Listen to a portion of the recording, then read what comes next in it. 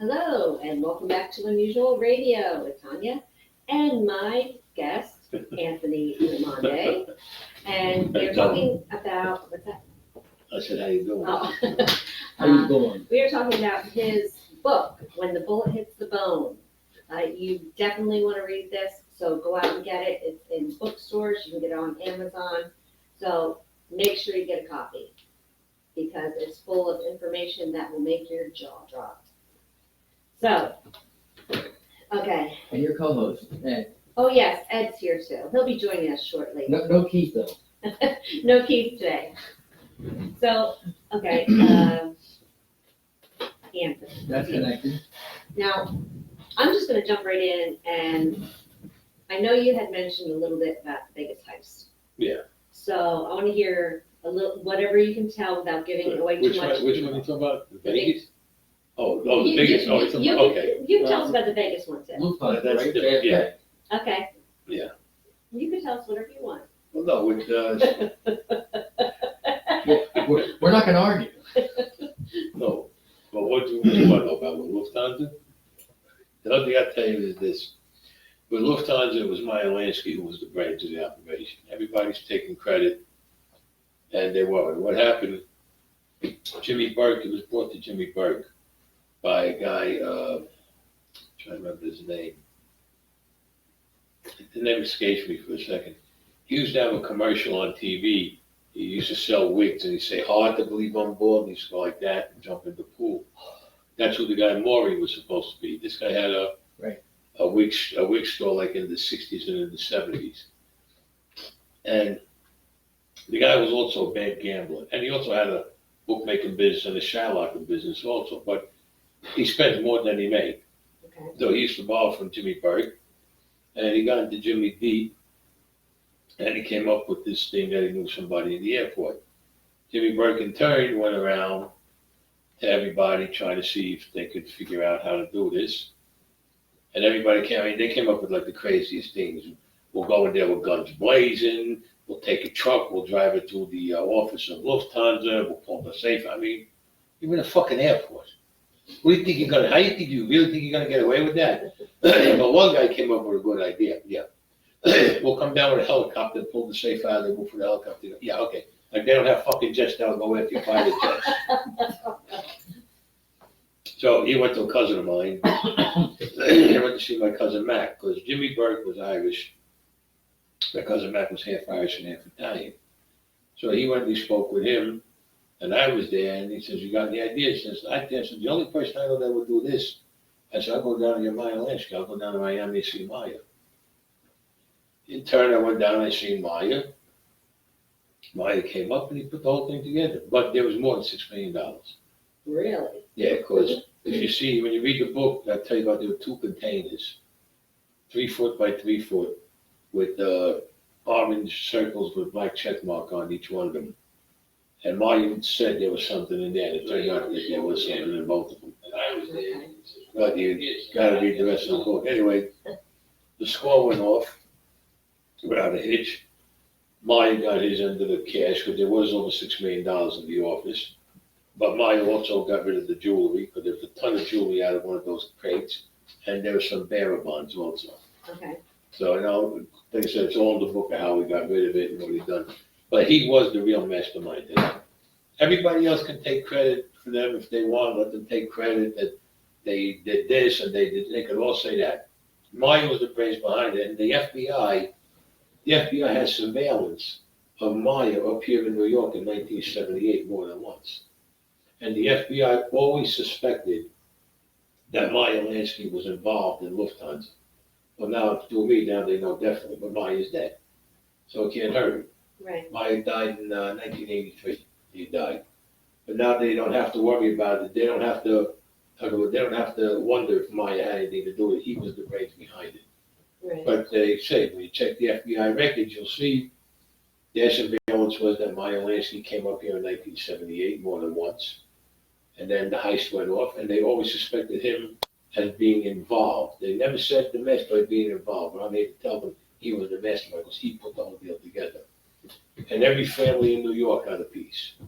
But the 2 major families got the bulk of it.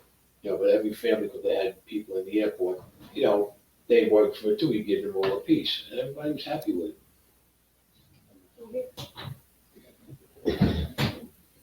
Marty Kruger, that was the guy's name. The guy who bought the heist to Paya. Where's he? He's on the right. Oh, okay. No, I'm like, you don't, You want to buy my glasses? She's Yeah. blind, that's all I right. don't have my contacts in. The guy's name was Marty Kruger. Yeah, I looked him up that one night we were talking. Marty I was looking him up Krugman is over- the one that had the wig company, and he was on TV, and he had a guy in Kennedy Airport who gave him the squad. So, that's how they did it, that's how they got it. But that was the best squad in history that ever went down. That was the best, because everybody got paid off. 30 to 50 million in today's dollars. I got look, it was more than that, trust me when I tell you. When you read the book, you see how much it was, because everybody in the airport, from the security guards, all the way right down to the people who did the maintenance, the people who set up, everybody got a taste, because everybody turned their backs. And what they don't show you, which was true, is that if you look at the tapes from back then, from the airport, you could, if you get an expert to look at the tapes, you'll see there's a break and then the tape starts again. They shut the cameras, Right, 30 right, cameras. right. They did what they did. Because a heist that big could not have gone off without inside help from inside the airport, from the quote unquote legitimate people who work there. Yeah, okay. There aren't too many legitimate people working in the airport. Well, not back then anyway. Now it's a whole different deal, because, with the Homeland Security and the TSA and all that, yeah, you have to have it now.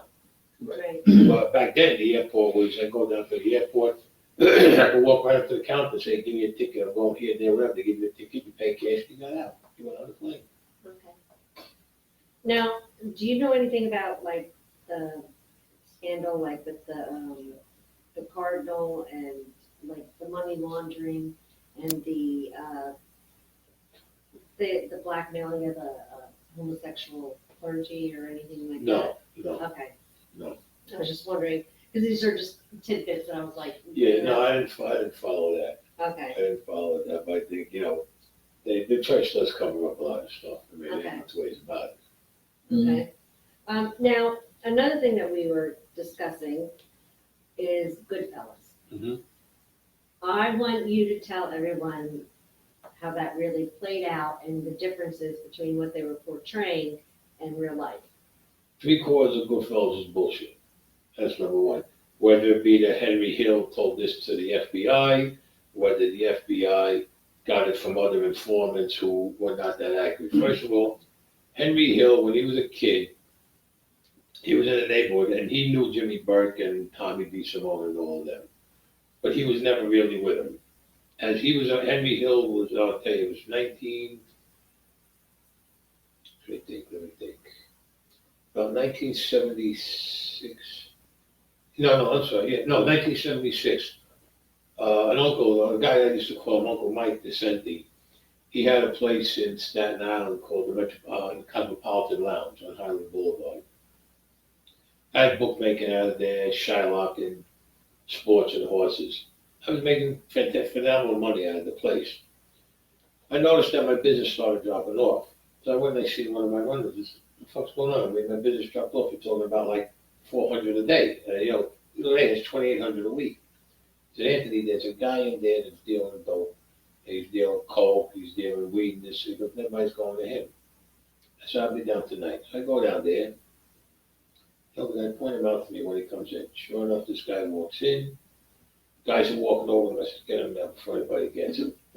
He gets him, he brings him over to the table. I sit him down. He says, how you doing? He says, this place is, my business is in here. And now Uncle Mike was behind the bar.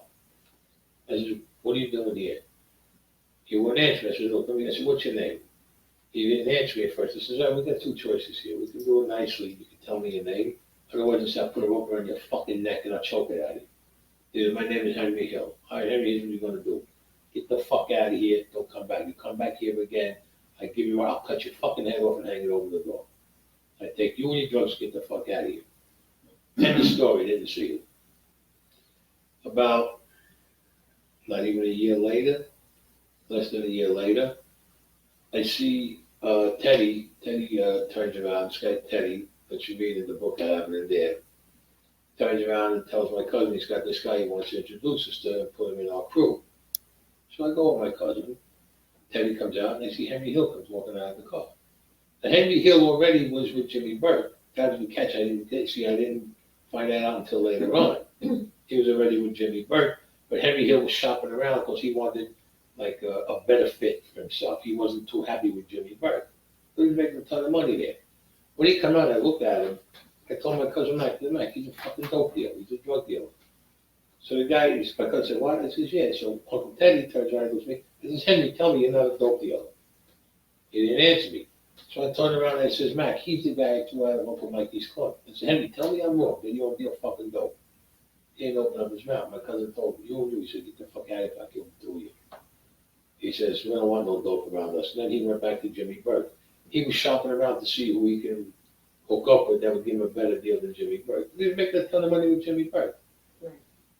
Lufthansa, he was not privy to any of that information. Not at all. Not to who did the heist, not to who gave it up, nothing. They either got that either from the stool pigeons that were involved, or they read the articles, or they read the FBI reports or something. Henry Hill was not privy to any of that information whatsoever. All he was a dope dealer from the word go. He was a drug dealer from the beginning. He was a drug dealer till the day he got arrested, and that's all he was. He had a great drug business. He made a ton of money for Jimmy Burke. Paulie Barrio made a lot of money with him. And he turned around and ratted them out and sent them to prison. They all died in prison. Did he rat them out? Ratted them all out and he died in prison. He ratted them out to get himself out of a bind that he put himself into.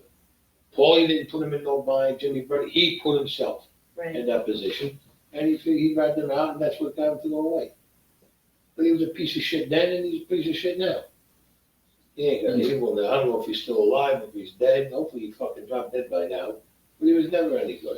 Right. And his wife used to walk around like she knew who the fuck she was. Like when he said that line that he has, oh, she had these terrific eyes. She looked like Elizabeth Taylor. You lying motherfucker is what he was.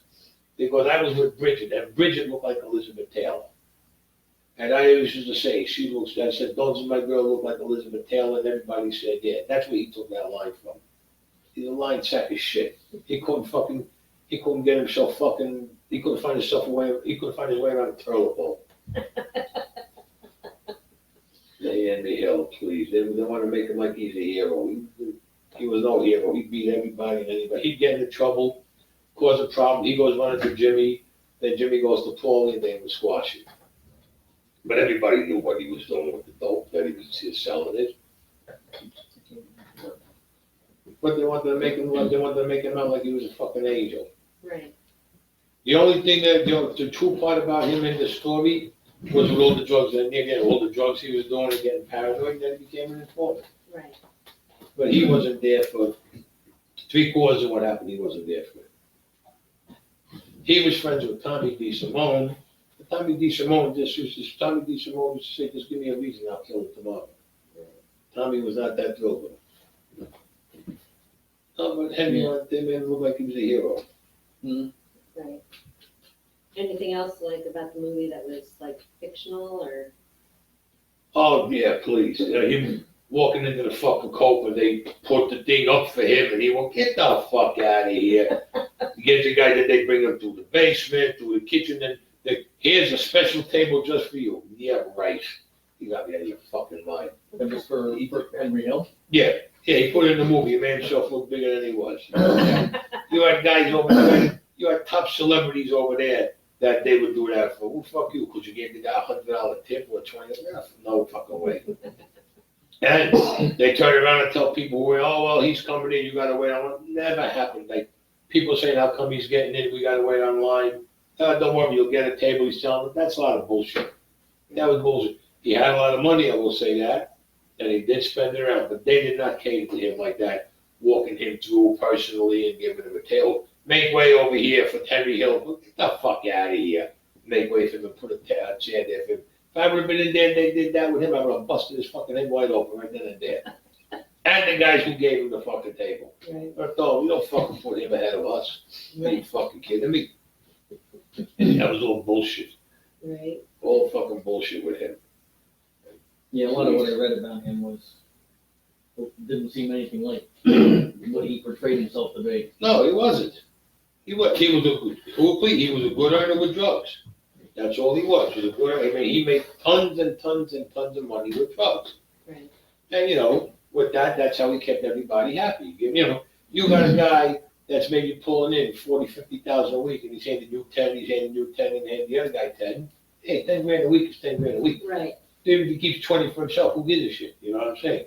But that's the way he was. He was a sneaky bastard all the time. Right. All the time he was. They want to make him a hero. He was no fucking hero.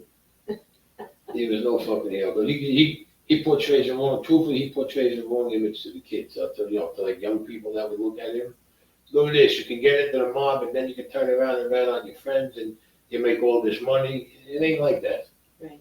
Anybody who thinks it's like that nowadays, you better go to a psychiatrist because it's not like that at all. It's a totally different world now.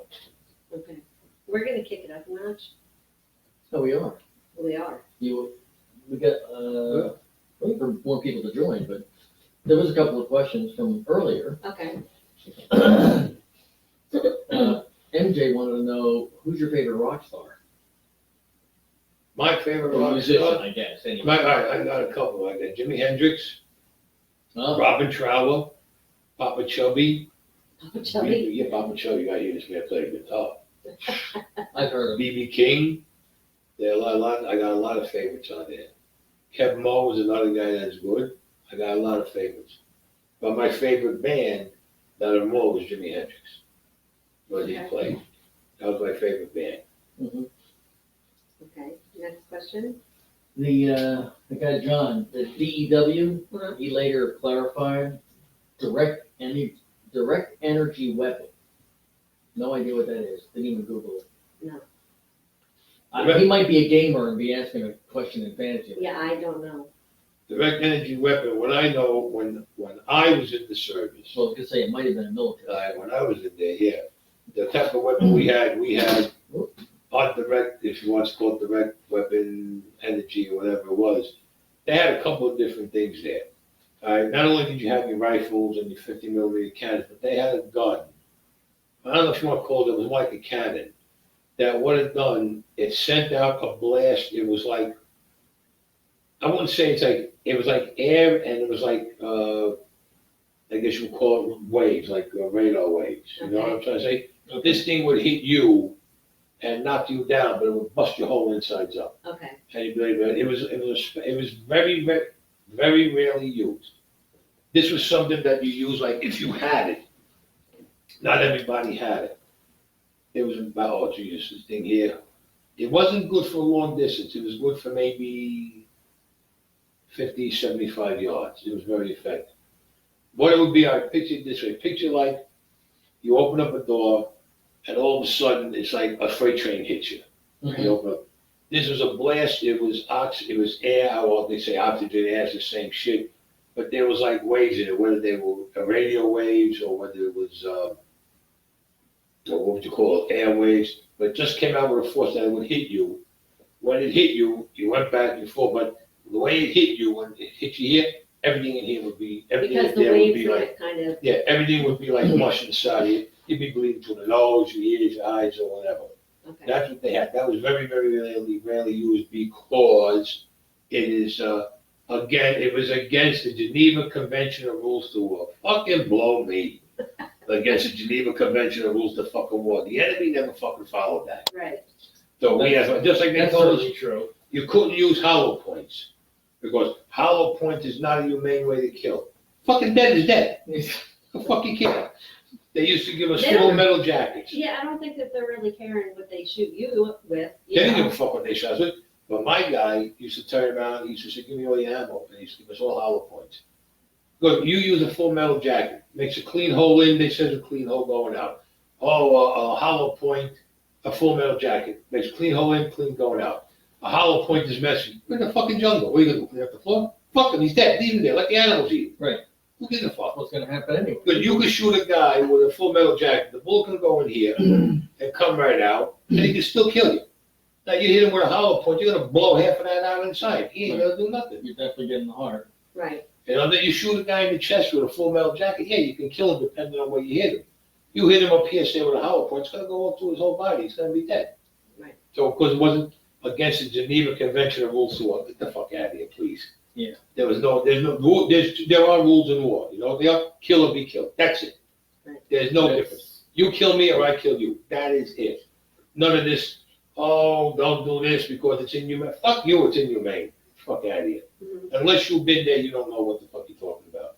And all these politicians, Well, you gotta do this, and you gotta do that, you gotta treat the prisoners right. Treat the prisoners, do they treat our guys right? No. Why should I treat them right? Right. Cutting off people's heads and torture. Yeah. and- yeah. But that's not against the Geneva Convention of Rules of War. Yeah, okay. And where was it made? The Geneva Convention was Geneva, Switzerland, it was made. Mhm. And what did the Swiss do when the Germans and everybody went through there? They dropped their pants, bent down, and grabbed their ankles. Said, we're neutral. Yeah, exactly. Don't kill us. We'll let you in. You can do what you But want. we're gonna give you rules to war. Yeah, okay. Mhm. Yeah, okay. Yeah, so this, I looked it up, the directed energy weapon, like you said, it's, damages its target with highly focused energy, including laser, microwaves, and particle beams. That's where I was looking for microwaves. But back then, they didn't call it microwaves. I don't know what they would have called it back then, but, yeah, a lot of the countries, I guess they're looking at, rail guns, the counter ballistic missiles, hypersonic cruise missiles, No, missiles are something different altogether. and they're still at the experimental stage, which might be why they didn't use them a lot too. Yeah. You know, you could aim over here, and next thing you know, your buddy Joe over here is dying. Yeah, but no, I mean, it was effective if it hit you. If it hit you, Right. it's fine. I mean, there's no, there was no surviving that. Right. There was no surviving. I don't care what you had on, vest, this, that, whatever. Unless Jesus Christ or God was there holding your hand, you ain't surviving. Right. Mhm. There's no fucking way you're surviving that. That's blood that I gotta take since I got that fucking surgery. So, I'll be okay. on it about a year or so, and then I'll be off of it. Anything else over there before I kick it up a notch? As we ended, you were gonna ask about if any of the women in the family get their hands dirty, Yeah, um, yes. doing anything. The women, and No. nobody, No, women don't get involved in doing any dirty work, no. Just- It's against the rules. just fight with each other maybe on Yeah, they occasion? fight with each other, or maybe they come home and they throw something at your head, but they know you got a girlfriend on the side, or. Well, see, that's where I'm kicking it up a notch. Yeah. Or you go out and some girl's looking at you that you know, and the wife or your girlfriend, fiance, they really, look, that fucking bitch walked off, bang, cracks him with a bottle. Yeah, that's what they did. Because you gotta remember something, they didn't wanna lose the golden goose that they had. Right, Think about it, I mean, you got a guy that's bringing in X amount of dollars, you're living good and everything, you think if somebody else is gonna take them away from you. But as for getting into our personal business, doing things with us, no. No, right. no, not at all. Okay, now. Tina said she's watching again. Cardiology girls. Oh, hey, Tina! I knew you'd know what What's that up, meant. Tina? I didn't know what that meant, but you would know. Yeah, cardiology girl. Yeah, she works my cardiologist, Okay. Tina. Oh, and Okay. then our Lisa said, I'm watching, but he don't know me. Say hi to Lisa in Nebraska. Hi, Lisa in Nebraska, how you doing? Um, Tina, I thought you forgot all about it. I didn't think you were gonna tune in. So, okay, so that's where. Now you all got something to talk about in the office tomorrow. Oh, you're. Oh, wait, I don't know, are you gonna be in tomorrow or are you gonna be off for the Oh, holiday? yeah, Columbus Day. Oh, is it? Yeah, I don't know if they're not gonna be in tomorrow or if they're gonna be off for Columbus Day. I don't know. Tina lives out here, she's very cool. Oh, yeah? Very, very cool. Yeah, I get along with her terrific. She's a great kid. Really is, seriously. Okay, so now we're gonna spice it up a little. Okay. I can't wait to hear this. Yeah, neither can I. Okay, so now, doing the whole mafia, mob, whatever Ain't thing, no such thing as a mafia, but that's beside the point. okay? Well, I don't know exactly what to call you guys, but anyway, What do you got? Only one guy sitting there. You got 100 people sitting there with well, me. whatever you, or mob, what is it? Yeah, you can call them mob, whatever you Okay. want. Family. Yeah, mob family, The family. the family, The family. the family. Okay, now when the guys in the family would go out, okay, now how often would you, like, say you go away and you were catered by many women? Go away or going out? Both. Oh, okay. Two things. If you went out or you went away and you're a decent looking guy, girl's always gonna come over to you. Now, if you went out or went away and you're spending a lot of money, the girls will come to you. But when they heard you were a quote unquote either a connected guy or a made guy, you could either look like Rock Hudson, you could look like fucking King Kong, they were there pulling your fucking pants down. They wanted to be around you. And they Okay. figure, you're around him, you'll take, you'll support them or whatever, get them an apartment, which it did happen a lot of times like that. And they could say, hey, I'm going out with this guy, that guy. You could have been the ugliest guy in the world, like Henry Hill. They would go there pulling your pants down. Okay. They definitely did, no matter where you went. Whether it was Las Vegas, Florida, New Orleans, wherever it was. As soon as they have a lot of the, I'm not saying the women now, I can't speak for because, I don't bother with this life anymore. But back then, when the women heard that you were a mob guy or you were in the mob or you were a connected guy, whatever, it was like a fantasy to them. They couldn't wait to get next to you. And they'd fight to get next to you, let me tell you, with the other girls. Now, was it like would you have multiple women a night? Like, Oh, you could have had 2-3 women a night if you wanted. You could have one at a time or all at the same time. They didn't care. right, Because they were with you, and they could tell their friend, hey, I was with so and so or whoever it was. They didn't care because they figured keep it going. okay, But they didn't care about that. okay. There was no shame back then. Nobody had any shame back then either. Okay. Now, what would be the worst experience that you had that way with a woman? Worst experience I had. Oh, let me think. Oh, yeah. Sheila. Tina, close your ears. Wow, Sheila, yeah. That motherfucker looked at and kill her. Sheila. I was at the Sands. And it's beautiful. I mean, fucking gorgeous. I mean, she was about maybe 5'9", 5'10". Heels on. She was tall, but wow, she had come in with a mini skirt and she had a halter top. No bra. She had a set of tits on her. She could fucking kill King Kong with. I mean, these things moved. I mean, they weren't like, when the girls get a lot, they get the implants and like, looks like Right. one big. These things were natural the way that I looked at her. I said, well, when she saw me, I saw her. She come over. We're talking. Bought her a drink. Okay. We're talking this and everything's going good. We're just talking, not kissing her, we're talking. So she's rubbing my legs. She's rubbing my legs. She grabs me between the legs. Okay, I got no fucking shame. I don't give a fuck where I can buy. I don't give a shit one way or the other. Next thing I know, she pulls my zipper down. She sticks her hand in my pants. I said, "Me, fucking boy's got a strong fucking grip." Fucking grip. So my cousin Matt comes over. And Jerry Lang. He goes, "What's going on?" Get the fuck out of here. What's going on? Get the fucking hand job. He says, "No, you don't want a hand job from her." Fuck you, I want a hand job from her. I want to fuck her is what I want to do. No. So Jerry says, "Sheila, leave him alone." I was like, I went, "The fuck, Jerry? What the fuck's wrong with you?" He goes, "Relax." He goes, "Don't worry." He goes, I had gotten into an argument with him and my cousin. And luckily they love me. I mean, they both love me. I was cursing at them, they're cursing at me, but he says, when she goes to the bathroom, go with her. So I figured, I'm going to get laid in the bathroom. I'm going to get laid or blow in the bathroom. My cousin did it as a fucking joke. I knew where this was going a minute ago. Yes. I fucking went in the bathroom. I had a couple of drinks in me. So, I go into the bathroom and she goes in. I went by the urinal. She stays by the urinal. I'm going, gotta be a fucking joke. And I heard her go peeing. I said, nah. I said, there's no fucking way. So I'm like this. I went like this. You gotta be fucking kidding me. I went to grab her around the neck. My cousin and Jerry came in the fucking day. I had my hands around her neck. I was gonna fucking kill him in the bathroom. He said, I said, you gotta be fucking kidding. I said, you fucking knew this? Because we came over, we seen you over there with us, and then since I told her to get away.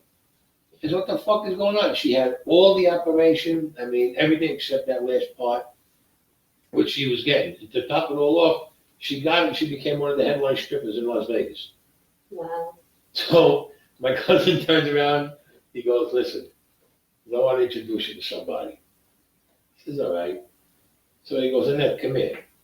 Beautiful brunette. But another one, tall girl, they're all show girls. I'm looking at her, yeah, how you doing? Okay. And I'm fucking broken hearted.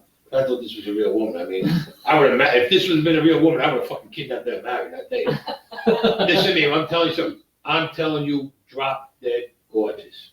Except he's still at a man's pod over there. Some of them dudes are gorgeous. Yeah, I know. So They showed up. They so he says, you're going to hang out with her tonight.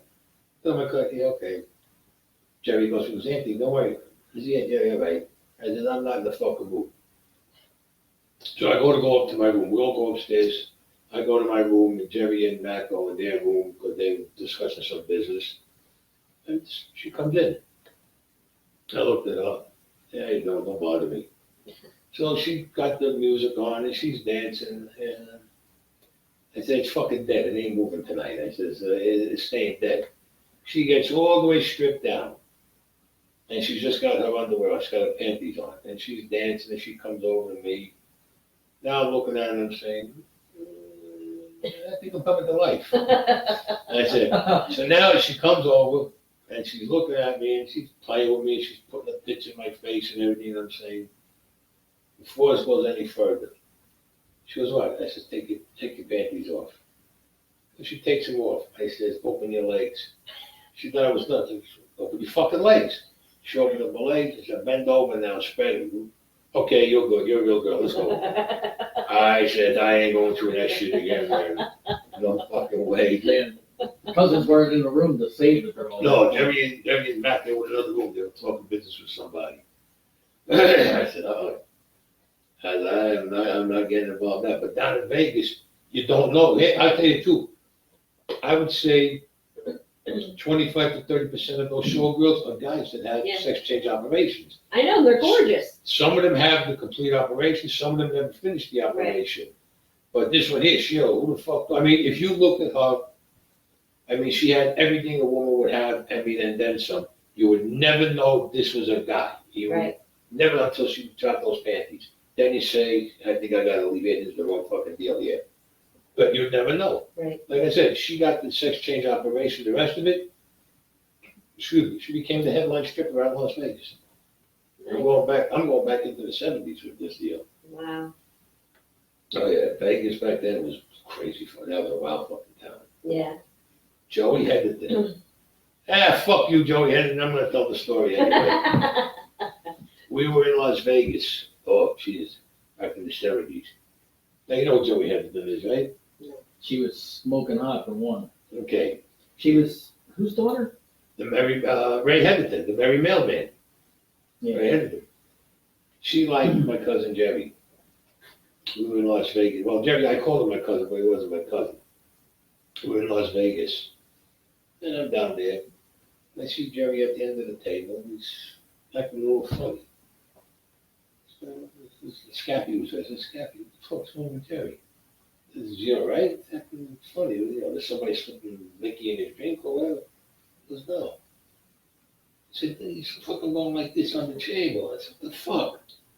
So Scappy goes, he says, you really want to know? I said, yeah, you know, come on, we're all friends over there. Fuck, you guys are older than me. I mean, I'm the youngest guy here out of all of you, but I don't want to see nothing happen to Jerry or anybody. He goes, come on, we'll go down by the table. He goes, I'll let you know when we'll go. No, he said, I'll let you know when we'll go by the table. All of a sudden, I see Jerry does one of these jobs. I said, the fuck, did he die? He said, no. He goes, he's all right. I walk over, me and Scappy walk over. Jerry, you okay? He says, yeah, I'm okay now. He says, what the fuck's going on? Joey Headington came up from underneath the table. She blew him underneath the table. I swear to God. I swear she was blowing. And Jake LaMotta's daughter, Chris, that was a fucking freak. That girl was fucking freaky, man. What did she do? She She used to put ice cubes in her mouth and give you a blowjob with ice cubes. She would have sex with you in your car, on top of your car, in between the cars. She didn't give a shit. Wherever she could get laid, this girl was freaky as all hell. She had that when she used to go. She had a thing in her house. I got this out of it. I saw this. I said, "You gotta be fucking kidding me." I said, "What is she, a fucking Hawaiian fucking actress over here?" She had when the rings come down the thing. You see them in the Olympic. She had that she used to put her legs through them with her knees bent, and you plow it like that, standing up. Jake LaMotta's daughter, I swear to God. Jake LaMotta's he's still alive too, Jake. At 97 fucking years old, yo prick. He came down to the Diplomat years ago. Years ago, he came down to the Diplomat because he thought somebody was fucking around with his wife, Vicky. Vicky was beautiful. She just passed away, I think, a couple of years ago. The woman was fucking beautiful. Seriously, she was the type of beauty that when people would drive this, they would stop and turn around and look at her. She really was. But Jake said that somebody was fucking with his wife. Somebody's fucking with his wife. Okay, he comes running into the Diplomat one day, and Vinny Vingo was there. And he had a fucking crowbar in his hand. I'll get the motherfucker. Jake, calm down. Your wife ain't here. Somebody's fucking my wife. Wait a minute. Are you still married to her? No. I've been divorced. He's been divorced from her for like maybe, I don't know, 4 or 5 years, 6 years, who the fuck knows. Meanwhile, he's got like 90 fucking girlfriends. Right. I'll fucking bash their fucking head in. I had a gun on me. I said, I'm not gonna shoot this motherfucker right here in the club. I said, fucking well, keep swinging that fucking thing. And he's swinging it like this. And I look at Mac, he says, oh, he said, let him talk. Then he goes out. So Jerry comes over and he says, Jerry comes walking in. He's seen he went out. So he turns around, Jerry. What the fuck is he doing here? What the fuck is with him with this fucking pro? He's yelling and screaming. So my cousin Mike tells him, he came in here accusing somebody of fucking his wife. So Jerry starts laughing. He turns around and tells me, he goes, you gonna shoot him?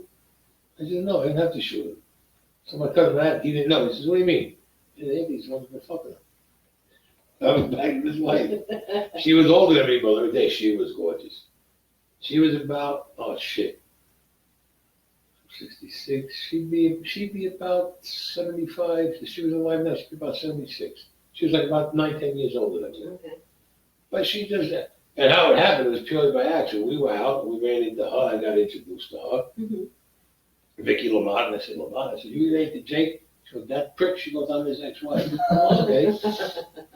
And then we were hanging out, and one thing led to another, and I wanted to go into her place with her.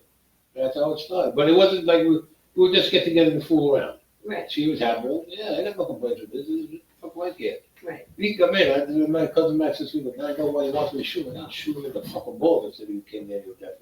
If he would have said you, I would have popped him right here with the Diplomat. Then I would have to take his fucking body out because it was right on the corner of Carroll Street and 3rd Avenue. I'll try to fucking explain that to the fucking cops. And clean up the fucking blood. Yeah, but he was fucking, but he's still alive, Jake. He's about, like I said, 96, 97, 98, somewhere around there. Yeah, he's got another girlfriend or whatever. He just texted me. He's looking for his crowbar. He's coming here. Yeah, come go look for his fucking But he's got the same navigator as you, so don't worry, he ain't gonna make it. He ain't gonna make it. I'll go meet him in Kenilworth or something and drive him out to like Bridgewater and say, yeah, he was just here. He was insane. Jake was seriously insane. He really was insane. I mean, it may have been too many punches to the head. The guy was a great fighter, though. Right there, Probably.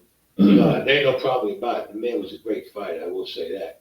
I mean, you got him, they didn't nickname him the Raging Bull for nothing. When this guy hit you, your ancestors felt it. Seriously. When he hit you, your ancestors felt that fucking punch. But, as time went on, like they said, like with Muhammad Ali, he got that disorder with his brain. Same thing happened with Jake, but I think he just went fucking screwy. But he's still around, so we got to give him credit for still. He's got good stamina, still being alive. That's for sure. So I got some questions and comments here for you. Okay. Lisa in Nebraska got a kick out of your greeting. She's like, I'm good, and you? Not too bad. Can't complain, Lisa. Tina answered you, said that, yeah, we're in tomorrow. I forgot to close, so I don't know what the hell that means. Like, she forgot to close today. You forgot to close? Why didn't you tell Dr. Hawk you wanted it off tomorrow? And then you tell him, don't come in, stay where you are and come back in on Tuesday. You've been better off. You got it. Her friend, she tagged again here, Stephanie Spiro. Yeah, Stephanie. What's up, Stephanie? That's okay. I don't know if Stephanie made it on. Paul was asking what kind of cigar you're smoking. Which The cigar gun is my own blend because I have a cigar company, but I closed it down right now called Gangster Cigars. It's all Cuban tobacco. It's a Presidente. It's an 8x52. okay. Oh, Lisa told me. There you go, Ed. When you got to join the mob? I guess it was when he was talking about having 2-3 women a night. Yes. She goes, so she's looking out for me. Oh, Stephanie did join. She's like, this is great. They're all laughing. Paul asked, what's your take on John Gotti? John, I didn't know him well. I knew him. I knew of him. But I will say one thing. The man was a stand-up fucking guy. I don't give a shit what anybody says. The man was, as a matter of fact, I have a cigar that I called the Dapper Don, and they made it after him. But he was a stand-up guy. He was definitely one of a kind. That guy, truthfully, I mean, everybody will say, you're wrong. He brought class to the mob. And I will say that. The way he dressed and everything, he was a tough guy. No matter what you say, he was a real tough guy. He didn't take no shit from nobody. But he was fair. Mm-hmm. But he did the right thing all the way around the board. And a lot of things, they portray him with salute. They portray him in a lot of different ways that they make him out like he's an animal. No, he was a businessman. This is a business. The life we lived is a business. Like you got a business, you got a clothing store, who's got a restaurant. That's your business. This was our business. This is how we ran it. He ran his business good, but what you call it, Sammy the Bull, who was drawn from one family to the other before he wound up over there. I want you to know. They tried to bring him to the Colombo family, and the Colombo family didn't take him. They tried to bring him to the Lucchese family, and they didn't want him either. And you can't deny it, Sammy, because I know first fucking hand, but he hooked up with John. That was John's only mistake he ever made, was hooking up with this guy. Because basically everything that he's saying John, quote unquote, ordered to do with the killings, no, that was Sammy's. That was Sammy's move, not John's. That was Sammy's. Because Sammy would have you killed, and then he would take over your business. Okay. Right, that was Sammy's. John did his thing. Whatever John did, he did. But he was a gentleman all the time, and he was a real stand-up guy. He was what you call a real fucking boss. A lot of guys didn't like him because they said, supposedly, or they say, who said he was involved with killing Paulie Castellano, Yeah. who said he was, who said he wasn't. This is business. This is the way the business goes. John knew that when he became boss, he knew maybe one day somebody's going to try to whack him. It's a chance you take when you become a boss. But all due respects to Paulie, I liked him too, but he was kind of cheap. Okay. He was kind of cheap, and his men did not. His men. Oh, look. I mean, Paulie's relatives may not like what I'm saying, but let's talk turkey here. You were earning. Paulie made sure he got his big cut before anybody else. That was his only problem with that. And Paul Castellano. Yeah, Paul Yeah. Castellano. Yeah, from a sports station. So that was a way when he got whacked. That was the way. I was in prison when he got whacked. But I mean, you got to if you treat your men right, you could last in this business for God knows how many years. When you start screwing your men over and taking more than you're supposed to take, that's when you get a hatred. A lot of people are hating, and good chance you're going to get, somebody's going to get you. Right. One of your own, one of somebody Hey, else's. you treat your men good, and they won't, unless you get somebody that's hungry that he wants to be the boss. Naturally, you're always going to find that. Somebody who wants to be the boss is going to try to make a move on you, but you got to remember, you make a move on a boss, it doesn't go through, you know your life is gone. Now, what if somebody wanted to become boss and they went to put a hit on the boss? Okay, and they did kill the boss. First of all, Then what happens? first of all, if you're going to kill a boss, you got to get an okay from the commission. Okay. Right? If you do it without an okay from the commission, your life ain't worth shit. Right. I don't care how many guys you got backing you up. They were saying that John did it without the permission of the commission. No, he had permission, because he would have never made that move. John was he was a real fucking gangster. He followed the rules to the letter. He didn't deviate one way or the other. He didn't give a shit. He never deviated. If he said, I want to become the boss, I'm going to get rid of the boss, he would go to the commission, put his case in front of the commission, they say okay, and then it was done. But he would never have done it on his own like that, because he followed the rules all the way. Okay, no, I mean, he was ballsy enough to do it by himself if he wanted, let me tell you that. But he was an old-fashioned guy, meaning that he followed the rules to the letter. He never deviated. One of the things like, who makes up the commission? Yeah, well, it depends. If you're talking about the National Commission or the New York Commission is the boss from each family. The National Commission is the whole nation, all the organized crime families all around. Okay. You got from Chicago, you got New Orleans, you got Missouri, Kansas City, you got down in the Carolinas, you got up in Florida, you got up in Rhode Island, you got them all over there. David Dix makes it up. My Uncle Lucky is the one who put that together. Okay.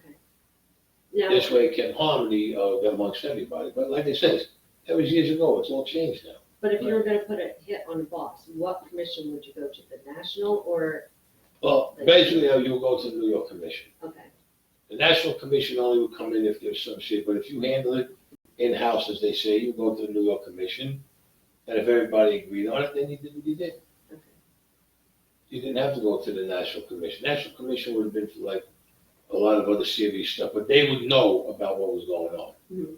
They would know about it, but they wouldn't interfere with something like that. Okay, Because they said, if the other families agree to it, let it be. right, If they don't agree to it, you're gonna push, then the National Commission gets involved. okay, They would get involved personally.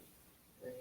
one of the things I heard many times over the years was, I guess John didn't like the heat that Paul was bringing with dealing with drugs and some of the dirty business, Yeah, I you're guess. right with that, yeah. And, because John, like you said, he was an old school and he, numbers, That's right. prostitution. I don't know about the prostitution, but numbers, horses, sports, shylocking, Right. hijackings, Right. fireworks, cigarettes, all that, yeah. Prostitution, I never heard anything like that about. I could be, I'm just throwing Yeah, I things know. out there. Everybody wants to tell actually, a that's- story and they want to throw more into it than what it is. Well, I guess that would be lumped in with the drug. The drugs and prostitution, that's the stuff he That's didn't like want on to the get other involved side. in. And he felt Paulie was just was Well, that was- pushing more of that. That It was was Paulie's moneymaker. right, and he was bringing down too much heat by the feds because the feds are looking at that a little harder than the other Yeah. stuff. Well, you gotta remember, the feds frown upon drug dealing all the way around the board. Right. I mean, there's no two ways about it. Look, numbers are numbers. Every Yeah, state, numbers, every I mean- state has a lot. I mean, right, yeah. states so run the numbers- lottery now, numbers, so- They horse racing and all that stuff. Right. I mean, they're not the feds aren't too up with shylocking because of the type of interest rate that you get, and sometimes you gotta use muscle to get your money. Right. But like numbers, day number, the night number, horse races, sports action. Really, you can go to any store and you can bet on it. Just that if you go to somebody in the street, you get better odds. That's about it. I mean, the feds don't like drugs. They definitely don't like prostitution either. Right. Child pornography, which they're right. I agree with the feds 100%. Everybody, you agree with, yeah, I do agree with the feds. Drugs is what's bringing us fucking down. And it's ruined all the five families because everybody's fucking with that. The prostitution is the same thing because you're taking somebody's daughter or you're taking somebody's sister or whatever, and you don't give a fuck. But if it was in your family, right away you want to go kill the guy. Right. The child pornography, even though a lot of guys in this life say, "Oh no, we're not involved," they know somebody who is involved, and they're getting involved. Right? Because they're staying quiet. What they're protecting. Now, the feds, they say, all right, numbers is illegal, sports is illegal, horses is illegal, the feds know it. But compared to the other stuff, it's nothing. So the feds ain't really gonna give you a big problem with that. Right. But drugs, prostitution, child pornography, importing heroin and all that, that's gonna give you a big problem with that. Right. And they're right. Yeah, the other things, they're not, nothing's victimless, but No, if you want to gamble and lose your money, it's your own right, you can choice. go look. You You're go not to taking- Atlantic City, you go to Las Vegas. I mean, you go up by Kennedy Airport. Now, they got the racetrack. I forgot the one in Long Island. They got all fucking slot machines in there. Oh yeah, that's all over now. So you can go there and you can do that. You go play numbers every day in the store, or you got a numbers runner. You want to get sports, they got all these books now, FanDuel and all this bullshit. Right. You can do all your sports betting over the phone, so quote unquote legitimate. All right, but if you go to a bookmaker, he'll give you better odds. So really, I can't see the numbers, sports, action, and horses. I can't see making that a big crime. All the other stuff, yeah. Now, hijacking, you know what? Hijacking is like 6 of one, half a dozen of another. You hijack a truck, you get in, you stick up the truck, you get the driver, whatever it is, you get rid of the driver. I mean, not that you kill him. You know, you throw him out, you tie him up, you take the truck, fine. But once you go across the state line, now it's called interstate transportation, interstate hijacking. Right. That falls under the feds. Hijacking alone falls under the feds. But hijacking, you really don't hear too much of that anymore. They have it, but you really don't hear it. Now the cigarette business. You know, the cigarette business is like, it's a business like anything else. If I could go down to, say, the Carolinas or Virginia, and I'm picking up a carton for, let's say, I don't even know what the hell they're going for now. Let's say carton's going for, say, $25. I bring it up here, and I sell it for $50. I make $25. If I go to the store to buy it, it's going to run me $90 or $100. Right. So, you know, you got to look at it that way. I mean, is it a federal crime? Yeah, because it's called untaxed cigarettes. Right. But if we pay taxes on the money, then it shouldn't be illegal. Then, you know, if I bought a load of cigarettes up and I sell them, if I'm paying tax on the money, then you shouldn't make it illegal. Well, just like guys do that. It was ridiculous. You got to pay $9 for a pack of fucking cigarettes, $10. Some places, I mean, you go to Atlantic City, $15 for a pack of cigarettes. Wow. What are you out of your fucking mind? Yeah, and it's all the state taxes, tobacco tax, and a lot of that comes from the lawsuits, the cancer lawsuits, a lot of it comes from that. Yeah. But you're right, I worked in Tennessee 2 years, and the guy I was working with, his wife, lived up here in Bridgewater, and she would ask, and I would do it, even though it was illegal. Yeah. I'd buy like 6 packs, 6 cartons, I mean, Yeah. not packs, 6 cartons of cigarettes, 10 packs to a carton. I mean, like They were like $12, and up here they were like 40. Yeah, Like like a ton. fireworks are illegal. Up here in New York, in New York State, they're illegal fireworks, okay? That's why you got guys at 4th of July, they go down to the Carolinas, they go down south where fireworks are perfectly legal. So why don't you make them legal over here? Right. Right, you go to Pennsylvania, you pick up a load of fireworks, you bring them into New York, you sell them, you make money. Why not make them legal over here? Right. You got every other state's got it, practically it's legal in almost every other state. Well, they did about 2 years ago. You could buy, there's like a lower level fireworks, you see them Yeah. being sold, Costco has them, Yeah, the Walmart, all of that stuff. yeah, but yeah, a lot of people, they like those, they call it the bandoliers. They're like a fucking thing, you stretch it out for like 20 feet and you light up, there's all firecrackers going off. Then they got the birthday cakes that shoot up in the air. Then you got the guys, they like the big stuff that goes boom. Well, like that stuff became more legal in PA when Yeah. Jersey made the lower level stuff legal. To me, I'll put it this way. You're gonna set off a blockbuster. All right, boom. All right, now I can't hear out my fucking ear for an hour. All right, so what do you see? Right. One big flash and goes boom. You get the rockets, like the 1 pound rocket, they go up, they explode up in the air, you see, at least you see something. Right. Right. What the fuck do you see? If you look, it's a quarter stick of dynamite, a block light up, and go boom, okay. So now what? Right. So now you get, fuck you get, it's nothing. It's ridiculous. Okay, I'm curious, did you ever have anything to do with like transporting or doing anything that has to do on boats or ships or anything like that? No, what I used to do, my father and my uncles worked down the piers. And then when my father, years ago, he went on what they call a guaranteed wage. He got paid, he just had to go in and badge it in the morning, but he had all connections. I'd go down to the piers, and they would tell me what came in. Anthony, we got wristwatches, this. I told them, come down with the truck, load up the truck, and drive away with it. But I never transported it like going back and forth. I just took it off the pier and we sold it. Okay. They should bring it. Half, like we had a score one time. These watches, like you could get them like in almost any candy store or grocery store. You know, they'll sell for $12, $15. These watches. We took a load of them one time. I think we had like fucking. I think it was 500,000 of these fucking things on the trailer. Right? I said we sold them all. We sold them all. I think in 3 days. We sold them for like $4 a piece. What gives a fuck? $4 a piece. In the store, selling them for $15. We went to all the stores. Everybody bought them. Right. The truck just drove off the piers.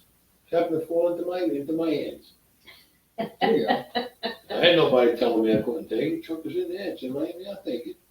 Right. All right, so we got a little more update on Tina at one point said, Steph, Ant's talking about his love stories, LOL. She's like, ah. And then Steph said, this is hilarious. Yes, I can't unhear any of this. And actually, Tina said to ask you if her name, I guess his name, was Charlene. Oh, don't even start that shit. I don't want to hear about that Right. clock. Tina, we're going to talk about Don't Charlene. even, no. That's a cuckoo clock amongst cuckoo clocks. No. Oh, but we want to hear now. No. That is fucking, Tina, that's a cuckoo clock. Yes, let's hear about the clock. No. Oh, come on. No. You're going to leave us No. Right now she's in bad shape. She had a stroke and Okay. she had a heart attack and stuff. Let the girl stay. As she used to come to my after hour club. Her and Paula and all these other guys. Joey Legs' sister. That's going. Charlene was nice, but Charlene would every now and then she'd be on that rocket ship going to nowhere. Nice girl, the one that's like maybe 70 now, but she's still a nice person, don't get me wrong. She's got a great family. Her daughter, she's got 4 daughters, they're all wonderful. Her son-in-laws, her grandkids, they're all good. But Charlene now, I think since she got sick, she like settled down a little bit, you know what I'm saying? But she was, like I said, she was like, how can I put it, like, they used to say on a trip with no luggage. Yeah. The tens and kings are missing from her deck. Even the aces too. I got the queens and the jacks. Joe Gillen pointed out, which is true. Talking about Joey Heatherton, she did pose for Playboy years ago, way years ago. Yeah, but what? Show me one of those actresses that didn't. Barbara McNair. Remember Barbara McNair? She posed for Playboy. That girl, Faye Resnick. I forgot she was. She posed for Playboy. Elizabeth Taylor is the only one that didn't get naked. Marilyn Monroe played Playboy. Jane Mansfield did in Playboy. Yep. Sophia Loren, I think, was in Playboy, but she wasn't naked. You know, like you couldn't see everything. Let's put it that way. Even Raquel Welch was in it, but in certain things you couldn't see on her body. I think did it. Oh, Farrah Fawcett didn't give a shit. She showed every fucking thing. She didn't give a fucking shit. Adrienne Barbeau, I think, was in. Oh, forget about Adrienne Barbeau. They got movies of her that she made. Please, she made movies. I mean, I'm not saying porno. She made regular movies. She was running around naked as fucking big. Yeah. They were. She was topless in a lot of movies. Well, no, we're topless and bottomless. What the fuck movie did you see? She was bottomless in half the ones I seen. I haven't seen those half, I guess. I guess I only saw the top half, not the bottom half. Yeah, she got them all over. Trust me. Did you ever know anything that went on with like Marilyn Monroe? No, that was way before my time. That's way. Come on, I mean, I'm not that old. Come on, let's be serious. Holy shit. I'm not fucking ancient. I'm just wondering. No, that was way before my time. I mean, you hear a lot of stories, but who the hell knows what's true and what's not? Right. The only thing I can say from guys that I knew back then, and I'm talking about these are guys that worked in the government and that were friends of mine. Most of them are dead now. 1 or 2 of them are still alive. They're like in their 90s. But they said the Kennedys used her like a fucking dish rag. John Kennedy and that prick of his fucking brother, what was his fucking name? Robert. And let me tell you, you don't have to be a fucking rocket scientist to figure it out. I know a little bit about assassinations, let's leave it at that, and how you can go and kill somebody. Bobby Kennedy, story I got, and these guys are very reliable because they were working that night. He was supposed to go out this door. They took him out this door. Now figure, I'm 6'2", so now you figure he's surrounded by guys that are 6'2", 6'3", 6'4". How the fuck did Sirhan Sirhan get his hand over these guys with a gun in his hand and put 2 bolts in the back of his head? Mm-hmm. You tell me. Yeah, think about it. Mm-hmm. You talk about, come on, you got guys as big, you're watching this guy, you don't see a hand coming over especially with a fucking gun in it? Yeah. And then you hear the first shot go off, you don't grab him, but he's able to get another shot off? Come on, let's be fucking serious. It's not easy to hold a gun like that, especially when you're going over people. I was a sniper, okay? They said that Kennedy was killed with 1 rifle, and that's fucking bullshit, because I'm going to explain something. They said a bolt action rifle, 1 shot. No. You get it right. When you're aiming a rifle, you're aiming. You pull the trigger, fire the bullet. You gotta, with a bolt out, you gotta lift it up, Mhm. back, this way, down, and you gotta aim again. Right. You don't have the same aim. So if you shoot it, now you gotta aim again. And you're talking about a moving target.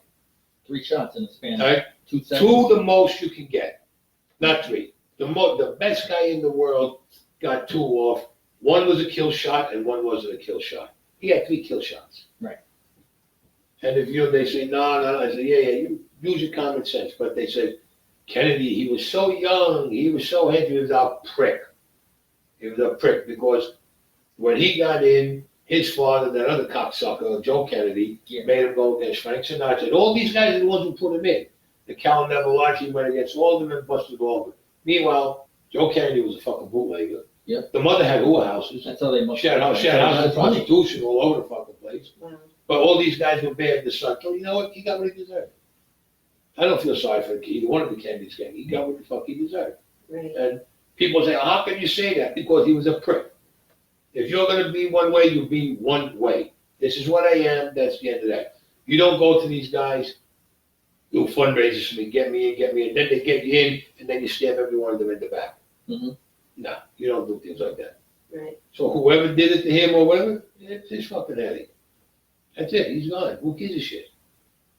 Yeah. Now, what is your most, do you have more questions? Well, a couple more. Good. I got one from Paul, but also a couple more from, what the hell? Tina's the one that said, was her name Charlene, right? Well, then she says, did he talk about the bamboo guy yet? Ah! No. That's about Vietnam. Oh, okay. That's all? No, that was in Vietnam. No. Yeah.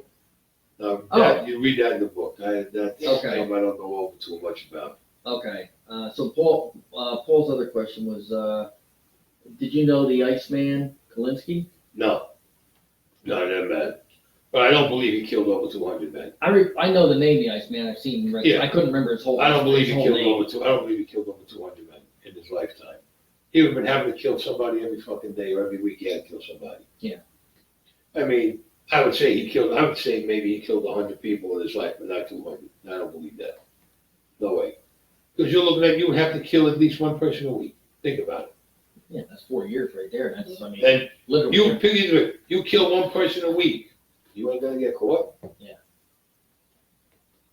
And that I don't You know. gotta kind of disappear for a while. Yeah. You know, Yeah, really. so even 1 a month maybe, and then now you're I talking. mean, it was a good movie. Don't get me. It was a good movie and everything like that. Yeah. But you're talking about killing 200 people. I mean, you're talking about a lot of fucking people. You're talking about killing, and you're talking about not in war. You're talking about just on the street. Right. People on the street. You're not talking about in a time of war or anything. Yeah. And you know, that I believe the most I would say maybe. I mean, the guy was a stone killer, but I would say the most he ever did maybe was 100 people, Right. the maximum. 200 people. That's really fucking putting it out in the twilight zone somewhere. Right. You know, but that would say no way with that. Okay. So, what was your fondest memory, and what was your least fondest memory of being in the mob, My fondest memory The family. the family? Yeah. of being in it, or just my fondest memory in general. Of being in it. The day I got made, Really? Yeah. Okay. I could see that. and the day I went to prison was my worst. Okay. When everybody fucking ratted on me. Okay. Yeah, they ratted on me, and I had nothing to do with the case, and I wound up going away. Okay. That was the best time and the worst time I had. Right. It kind of sucks. I mean, if you go away for something you did, at least you can go, that's the game I play. That's the business. That's the, you know, Right. that's the I risk. had nothing to do with anything that went down, just that my name was being used, and I was having dinner in the place, which I got that in the book also. I was having dinner in the place with an uncle. Well, he was an uncle because he was married to my aunt, my mother's youngest sister, and she passed away, and he had another wife. But I still called them my uncles because I got cousins, you know. Yeah, I got 3 children, they're my cousins. But it was a case that he was involved in. And I wound up getting the most time out of everybody, and I'm not even on the fucking tape. Wow. That's gotta piss you off. I mean, Yes. I wasn't thrilled about it, that's what you're talking about. So I'm sure you were. You know, Okay, well, before I relinquish the reins, because I know he wants to come over here and chat with you a little bit, I want to know, What was it that made you leave? Get out of the whole business? A couple of things, all right? When I came home from the prison, when I came home from prison, I seen how everything was starting to change. I wasn't thrilled about it. All right, then my cousin Mac, he finally came home. And then I seen there was a lot of like, well, it was like, there was a lot of backstabbing, let's put it that way. There wasn't, because what happened, a lot of the older guys, or the older men, the older captains, bosses, they were all away. So you got a lot of newer guys coming in. And they were bringing these guys in because, like I said, you're related to somebody or you're with somebody's son or whatever the situation is. Right. But when my father died, okay, none of the bosses came to his wake. None of the bosses, none of the underbosses or the consigliaries came to his wake. Captains came, lieutenants came, the button men came, but the top guys in the family and all 5 families never came. That got me pissed. I'll tell you, that got me pissed. I thought, you know what, my cousin, my buddy said, Uncle Danny told me his name, he'd let it go. I let it go. Now, my cousin Mac, he died before my father. This man devoted his fucking life to this family, to the Colombo family. And I'm telling you, and anybody who says no, they're a fucking bullshit odds. They were all fucking afraid of him, my cousin Mac. He was half Irish and half Italian. That'd be the toughest fucking guy I ever knew in my entire life. But he was a fair man. He was fair, but don't fuck with him and don't cross him. But he was very fair. When the boss would go away, my cousin Mac had all the power of a captain in the family. All right, even though he was half Irish, because he was the boss's right-hand man. Okay? And he baptized the boss's firstborn son. All right? Now, he went to prison. Okay, they didn't take care of his family. They were giving his wife, I think, $500 a week. And then they started cutting it down. What are you talking about? You're giving them only $500 a week. If it wasn't for him, 90% of you fucking guys wouldn't even have the positions you got. But my cousin was the top enforcer there. He came home and he got sick when he was away. And what happened, he was on parole.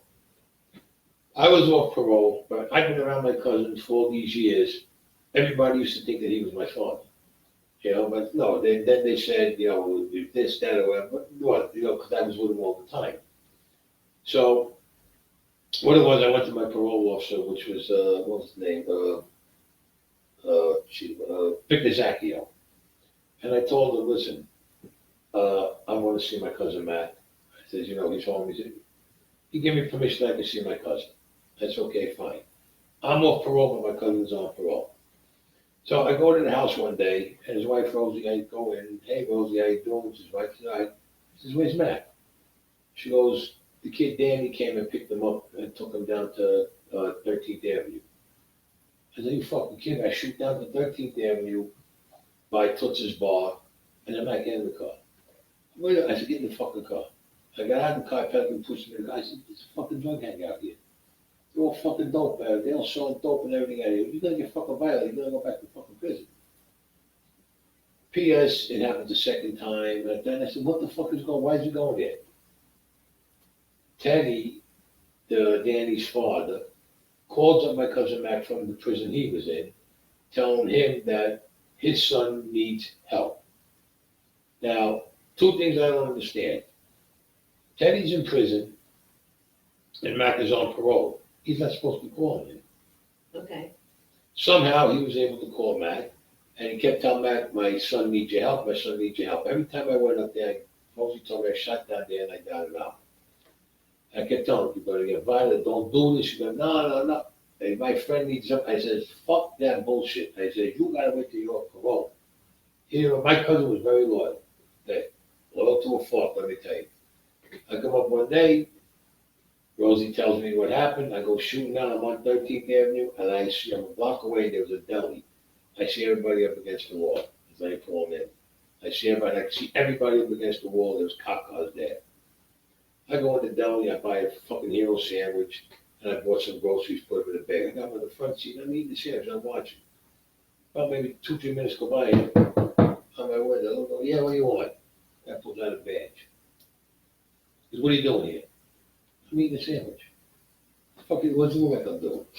He goes, well, why are you doing it over here? He goes, what's in the bag? I said, I got groceries in the bag. I got to bring home to my wife. I said, you want to check it? He said, well, why are you here eating the sandwich? I said, listen, my wife got me on this fucking diet. I'm eating fucking motherfucking rabbit food. I want something solid in my fucking stomach. And then so I ain't gonna drive around. I'm sitting here. I'm enjoying my fucking sandwich. I'll go home. She'll make that fucking rabbit food bullshit. And I'll eat tonight, but at least I'll go. Then he starts laughing. Okay. So I show him my ID. He goes, when you finish, get the fuck out of here. I said, all right, thanks a lot. I finished the sandwich and I had a fucking hero. It was like this big. I finish it. I show the cops leave. I pull up in the car. I get out of the car. I said, I'm not getting in the fucking car. Now, my cousin, I could talk with him like that. He was a big shot. I go back and talk to him like that. To get in the car. So the kid Danny, I said, Danny, mind your fucking business here. No, you know who the fuck I don't give a fuck who you are. You are gonna cause him to go to fucking jail. I get him in the car. I said, listen, the cops, they took your ID. I said, they're gonna run it and they're gonna see that you're fucking on parole. You're gonna get violated. So here's what I want you to do. I said, call your parole officer up today. Tell him you were with me in the car. I pulled over to get a pizza or I told to get a sandwich because there was a hero shop there. I went over to get a sandwich. You saw the kid Danny and you got out to say hello to him, not thinking. You just got out and you said hello to him. Then the cops pulled up and that's it. Nah, don't worry. Next day they violated. They came to the house. No, not the next day, the day after they came to the house, they violated. They sent them back to prison. My cousin was sick and they had him in downstate hospital. I went to see him in downstate hospital. Then they had him in MCC in their hospital ward. I went there to see him. Then they shipped him to, I don't know if they shipped him back to Terre Haute or whatever. They shipped him back. And then they shipped him to a medical facility, which he did not get good medical care, and he died. So Rosie called me. When I was walking out of the house that day, it was in November when he died. I think it was, I don't know if it was the 7th of November or somewhere around there. I was walking out of the house and something just hit me in the head.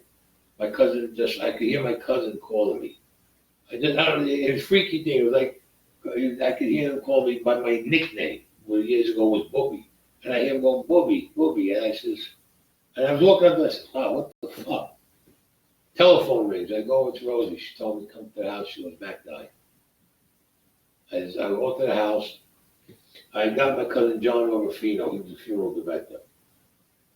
We had Mac's body shipped in. The family had his body shipped in. Me and John went at the airport. We picked him up. We took him out. It's called an air tray. We took him out of that and put him in a coffin. Took his body out. They made a fucking mess of my cousin. They did an autopsy on him. I wouldn't let them do a fucking autopsy on it. They were so fucking bad. My cousin John had to cut that plastic bag off of him and we fixed all the cuts and everything, you know, what they did with the autopsy. Yeah. Now, nobody's coming forward in the family. It's like, fuck you, you're dead. Rosie told me I went to see the boss's son. I said, listen. I said, Allie, this, that, and that. He said, Anthony, use Prosperos. Because my cousin Mac was his godfather. Brought him up to Prosperos, didn't pay, to tell you the truth, he did the right thing. Everything went good. The kid Allie's a gentleman. He is a fucking gentleman to the floor. He is a perfect gentleman. Danny comes in, tells my cousin Elizabeth, I don't feel responsible for your father going to prison and dying in prison. Really? You're a piece of fucking shit is what you are. He didn't feel responsible. But his father made the call. He went there. Anyway, make a long story short, Danny died, I think, about maybe, I don't know, 7, 8 years ago. I'm not sure how many years ago he died of brain cancer, the kid. Okay. All right? And he had a big drug business. And then his father came home, Uncle Teddy. Uncle Teddy died, I think, about a year or two ago. So, you know, there is a thing called karma, because the world doesn't get even with you one way or the other. Mm-hmm. But they show now, they were giving Mac's wife, they were giving her, again, $500 a week. Then they cut it down to $150 a week. You're fucking kidding me. How the fuck do you expect a woman to live on $150 a fucking week? Right. Can't even eat dog food, right? Yeah, and then they just took it away, they stopped it altogether. This is a guy, my cousin Mac was the guy who kept that family together, that if, you know, the boss, when he was away, my cousin could sit down with any boss. any fucking boss, my cousin was at more sit downs than you could fucking imagine, and he did the talking.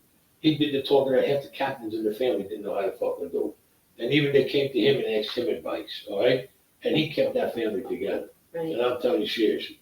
Then now you started moving in everybody's son, everybody's nephew. So now the new guard, as they call it, figured the old guard, they didn't need him no more, but now everybody's in jail. But you don't even respect this guy about even taking care of his family. Wow. And then I have to go see somebody to say we need a place to lay him out. You just don't have the balls to say, hey, look, come over here. That's not right. But when I went to see the boss's son, he said, Anthony, he goes, take Prospero's. He said, don't worry about it. Don't even worry about the buildings. I'll take care of it. He took care of the bill and Prospero's and everything. He was always a gentleman, and he always will be a gentleman. Unfortunately, he's away doing life. Unfortunately for him, he's away doing life. Right. But the rest of them, none of them came to the funeral. A couple of guys here and there. After what he did for all of them, This was Mac or your dad? Mac. Okay. Now, my father, when he died, the bosses never showed up. The underbosses or the concierge. Captains came, lieutenants came, and they said, yeah, fuck him. Okay. And I got pissed there. Fuck my father. I said, it wasn't my father. You cocksuckers, half of you won't even be in power. Because when you needed specialty work done, my father's the one that went out and fucking done it. Mm-hmm. But they were all pissed off because none of the families could get my father to work for them directly. Right. He went directly with the commission. With the National My Commission, right. My father fooled everybody in the family, except his brothers. His brothers knew. There's my Uncle Joe, who was my father's oldest brother. There's my father. My Uncle Sal, who was my godfather. My Uncle Sal and my Aunt Mary. My Uncle Sal, you would have loved him. He was fucking insane. I mean, my Uncle Sal, this man didn't give a fuck about nothing. You knew. My uncle was fantastic. My Uncle Sal was fantastic, believe me when I tell you. My father did a smart thing when he made him my godfather, believe me when I tell you. When my father was sick, my Uncle Sal came to that house every fucking week. He came to that house to see my father. So did Uncle Nino. Uncle Joey, though, was already dead. When my father was alive, Uncle Sal came at least once a week to the house to see my mother and father. And when he was there, he used to say to my mother, where's Anthony? Where's Anthony? My mother said, he's out. He used to call him up. He used to call Uncle Sal's there. I used to shoot. Wherever I was, I went right down to see my Uncle Sal. I love being in this because just listening to him talk. Right. The things he did in his lifetime and the stories he told, that he should have wrote, if he could have wrote fucking 10 books. They were all been bestsellers. Right. Well, I'm telling you serious. My Uncle Sal was so peaceful. He was fantastic, my Uncle Sal. Then my Uncle Nino passed away a couple of years ago. He was the last one out of my father's brothers. But, you know, this is the way it ran with them. But the point I'm making is all these guys never showed up to my father after everything he did for them. Yeah, Like I said, that's really disrespectful. my Uncle Sal knew what my father did. My Uncle Joe knew. My Uncle Nino knew. I don't think my Aunt Connie knew, but that was their sister. I don't think she knew. My Uncle Frank knew. Now, my Uncle Frank was my father's cousin and his brother-in-law. Because my Uncle Frank married my mother's sister, my Aunt Palmer, my Aunt Dolly, I called her. His name was Frank Guido. Now, they used to call his nickname, Jerry Lang used to call him King Kong. My Uncle Frank was about 6'5", 6'4", 6'6", big fucking man. But my Uncle Frank let me tell you something. My Uncle Frank just had a way about him. He could sell you a fucking dead body. He could sell you a dead body and you'd buy it. I'll tell you, this man had a way of talking that was like unfucking believable. I used to hang out with my Uncle Frank. I loved being around my Uncle Frank. But he died. I felt so fucking around when he died. But he was my uncle and he was my cousin. Okay. Everybody says, how do you do that? He was my uncle that he married my aunt, which is my mother's sister, my Aunt Palmer. And he was my father's cousin. So he became my cousin. So he was my uncle and my cousin. Nice. You know? I used to have a ball with him. Him, I had a fucking ball with all the time. Anytime I was in his company, I had a ball with this guy. He was like unbelievable. Him and my Uncle Sal. The uncles that stick out, the four people that really stick out in my head is my Uncle Frank, my Uncle Sal, my cousin Mac, and my Lansky. Those are the four people that, outside of my father, those are the four major people that stick out in my mind. My Uncle Lucky a bit, but I was like 10 years old when he died. So I knew him, but not the way I knew all the other guys. Yeah, I know he died a long But time. these are the four that stuck out in my head, that have always stuck out in my head. I had the best times when I was with them. Mhm. Especially with my cousin Mac. He was fucking insane. Lucky he had all those. He had a lot of stuff on the Seaside Heights boardwalk. Yeah. He had those things with Lucky Luciano's this and that, Yeah. wheels and all that stuff. My cousin Mac, he would teach me how to drive. I was 14. He gave me, so he puts me behind. I was a big kid. He puts me behind the wheel of this electric 225 Limited. What the fuck am I supposed to do with this? Put the key in the. Oh, I fucking did. Put the key in the ignition. Just put it in drive. Keep your foot on the brake. Just give it a gas. I fucking stepped out. Boom! I hit the fucking car in front of me. I hit that fucking car. That was my Uncle Frank's car. That's the best part about it. He fucking was a fucking fit. He was fit to be fucking tied. And that, I dented the back of this fucking car. I mean, I just floored the car. that's Mac's Huh? father. So Mac's teaching you how to drive. Mac was teaching me how And to this is drive. his dad. And no, it's my Uncle Frank. It wasn't Mac's father. No. Oh, I thought Mac was your cousin. Mac was Mac my was your cousin. cousin, but that wasn't his dad. No. That was Uncle Huey died a long time ago. That was my Uncle Frank. And I hit the back of his car, and Mac said, he took it to a friend of his in the collision shop, and I said, what the fuck happened? He said, I'm teaching Bobby how to drive. He said, come and get it again. He fucking floored it from parking space. And he says, yeah, he goes, what do you have me for? I said, I have my foot all the way down to the gas. He said, you ain't supposed to drive like that, no fucking kidding. Then they were teaching me how to drive easy on the, and then my cousin went, easy on the gas. Yeah, that's all I see everything about easy. I used to hear it in my fucking dreams. Easy on the gas, easy on the gas, easy on the gas. Okay, follow the lines. And I'm following the lines. I'm looking at a fucking line already. I'm getting dizzy following these fucking lines. So by the time I was 16, I was driving. Nice. I didn't have a license. I didn't have a fucking permit. Right. I was a driver. I got my license and permit years later. I finally got a legitimate license and a permit. But I had a guy who used to make up phony licenses. Right. How many fucking times I got pulled over with that phony license? Once they took all the information out, they used to burn and get a new one from the guy. Had a cop, the same, they used to have this cop in the 72nd precinct in Brooklyn.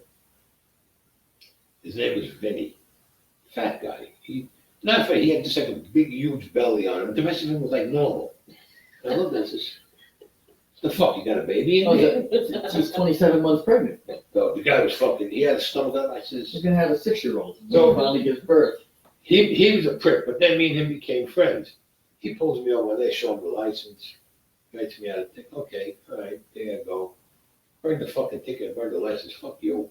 I go to my guy, says, give me the license. Oh, okay, here's the license. 6 months later, this prick pulls me over again. He goes, but I know you. I knew him. I was, no, I never met you before. I said, I'm here. I said, I'm here from Florida. I had a Florida license. No, he's going through it. He's writing out the ticket. Went to a stop sign. He's writing it out. Hey, I know you. I said, I don't know you. I know you. I pulled you over 6 fucking months ago. You ran through the fucking red light. He says, your name is Jimmy Brown. Not me. Yeah, I got the fucking, he nailed me, this motherfucker.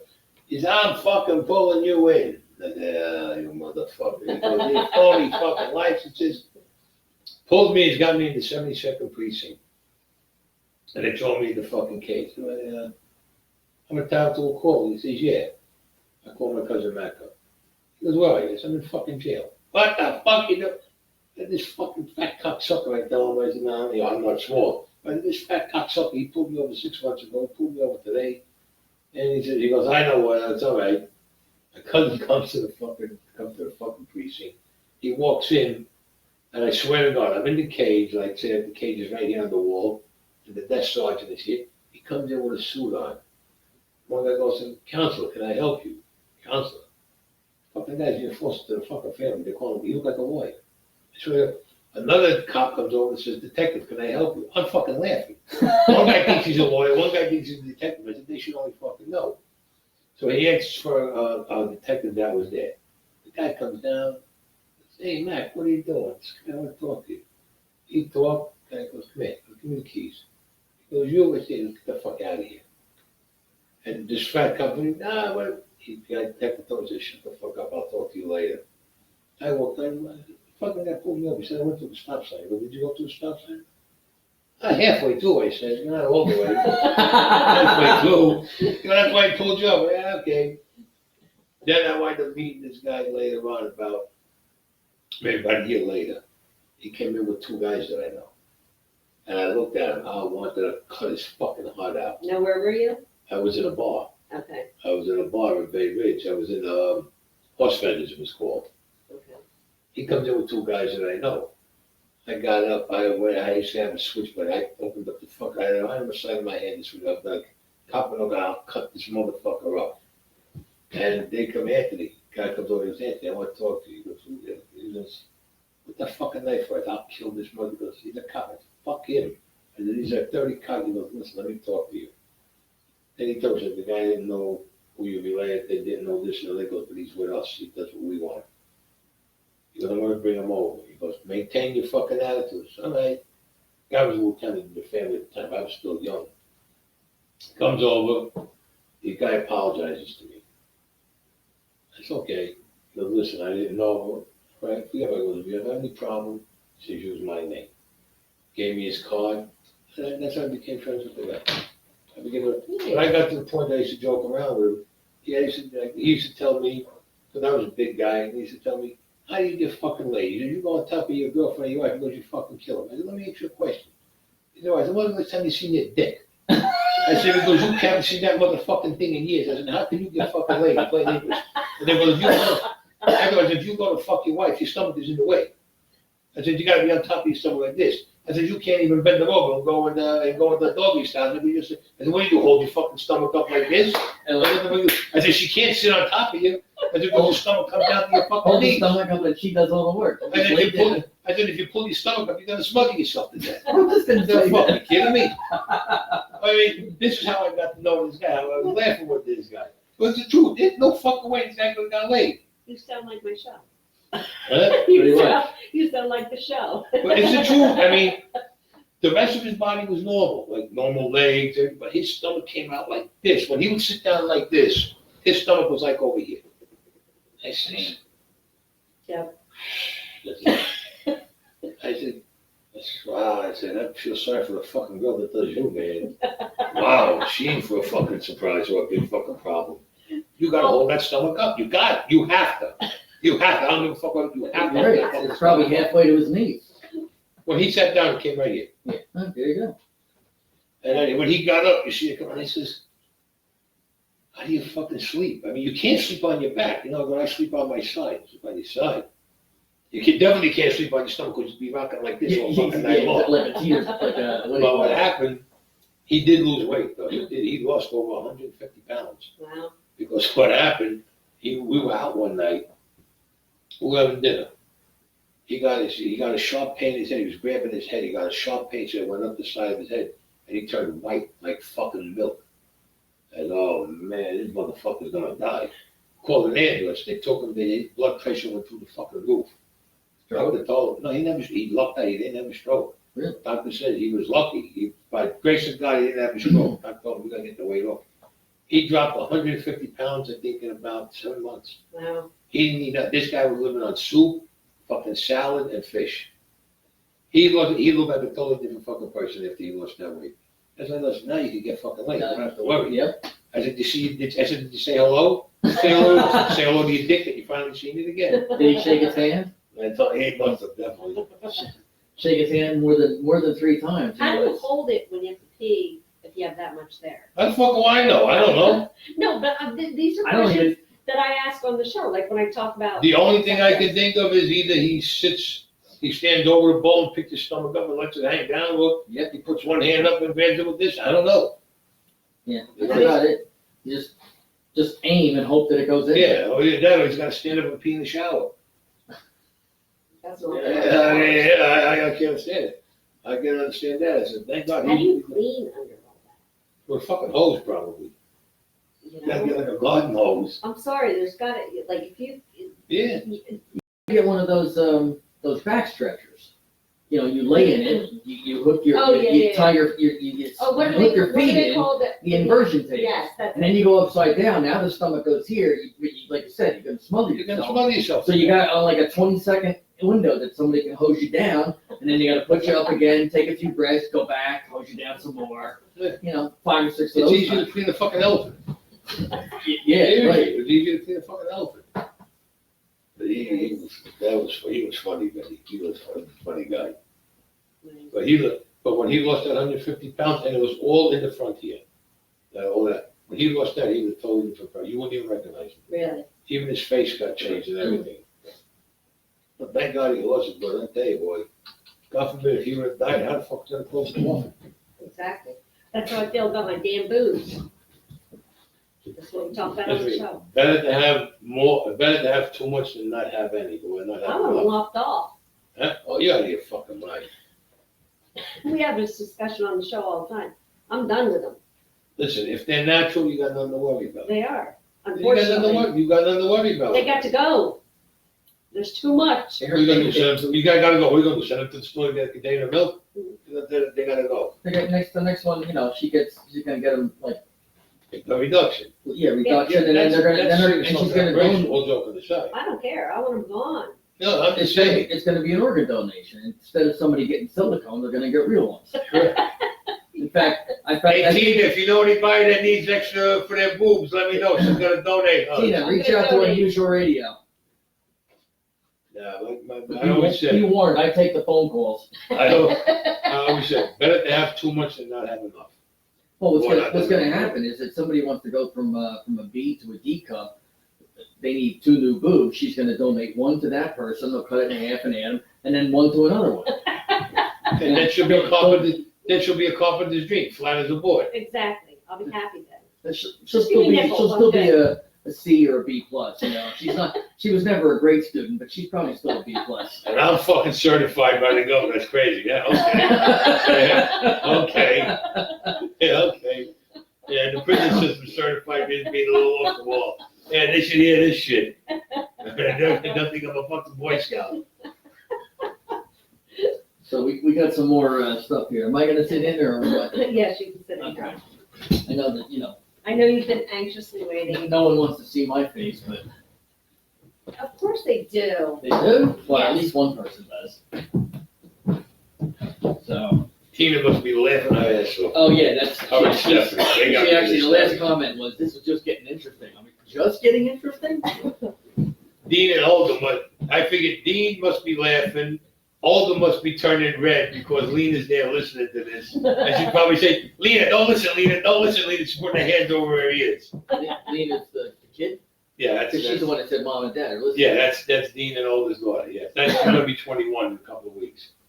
Oh, that's the brat. I'm sorry. Yeah, the brat, the brat. No offense. That's what your name is now. So we got a few new ones that joined. Liz joined. Ashley from my eye doctor joined. Hello, Ashley.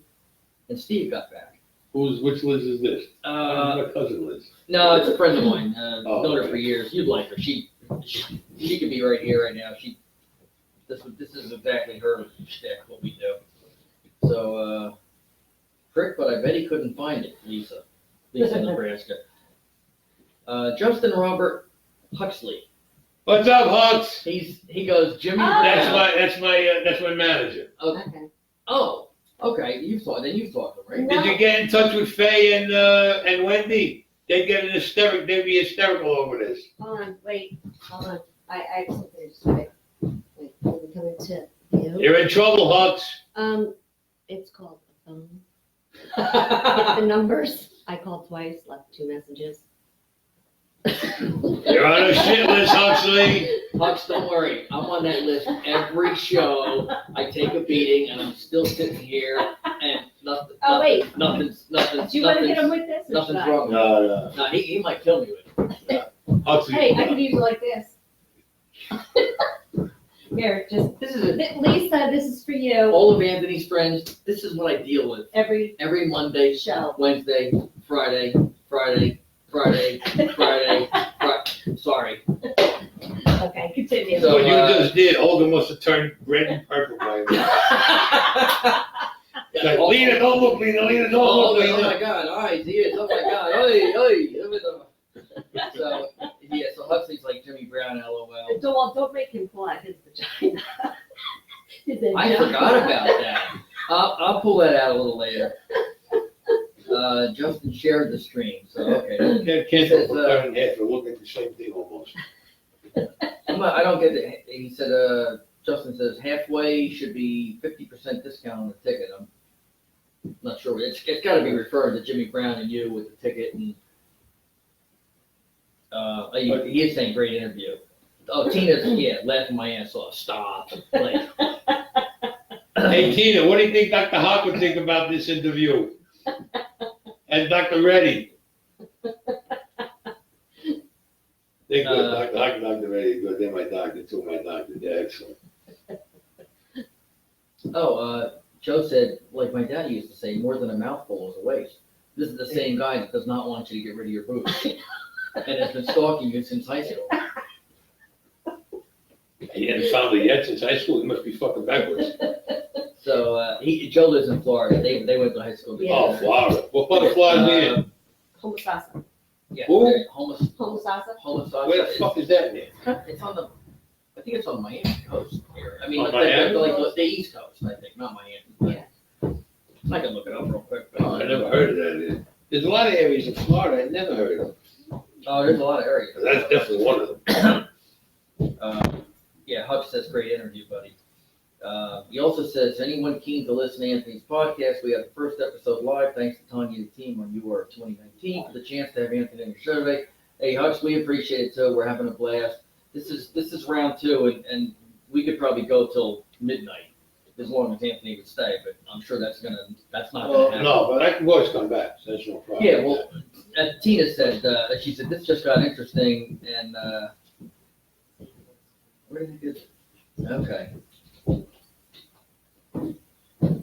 She just, I just read it. Where the hell did You can make a weekly show out of this with me. Tina says you gotta have, You can make a weekly show out of this with me. We can. well, Tina said you need to be one of the co-hosts on this, and, but. Tina, by the time I get there, this show would be probably so X-rated or whatever, you'd have to have it be 85 to look at it. Oh, I'm telling you, I'm bad. Yeah, she had said something about, you should be on here all the time. Well, somebody did.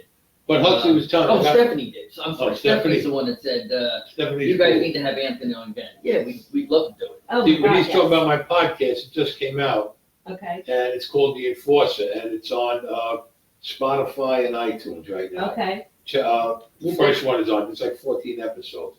But they're also supposed to put it on, I don't know if it's going on YouTube and all the others. They got to put it on all the others, but right now it's out now. And they got to look up The Enforcer either on Spotify or iTunes. We'll look it And up it and tells put it my on here. story. We'll put it on as a Yeah, separate. it starts telling my story on the podcast. Right. Okay. Tina said, Dr. Hack would laugh his ass off too. Oh, yeah. HAQ? I must be. Yeah, Dr. Hawk. Yeah, he's my doctor. Oh, okay.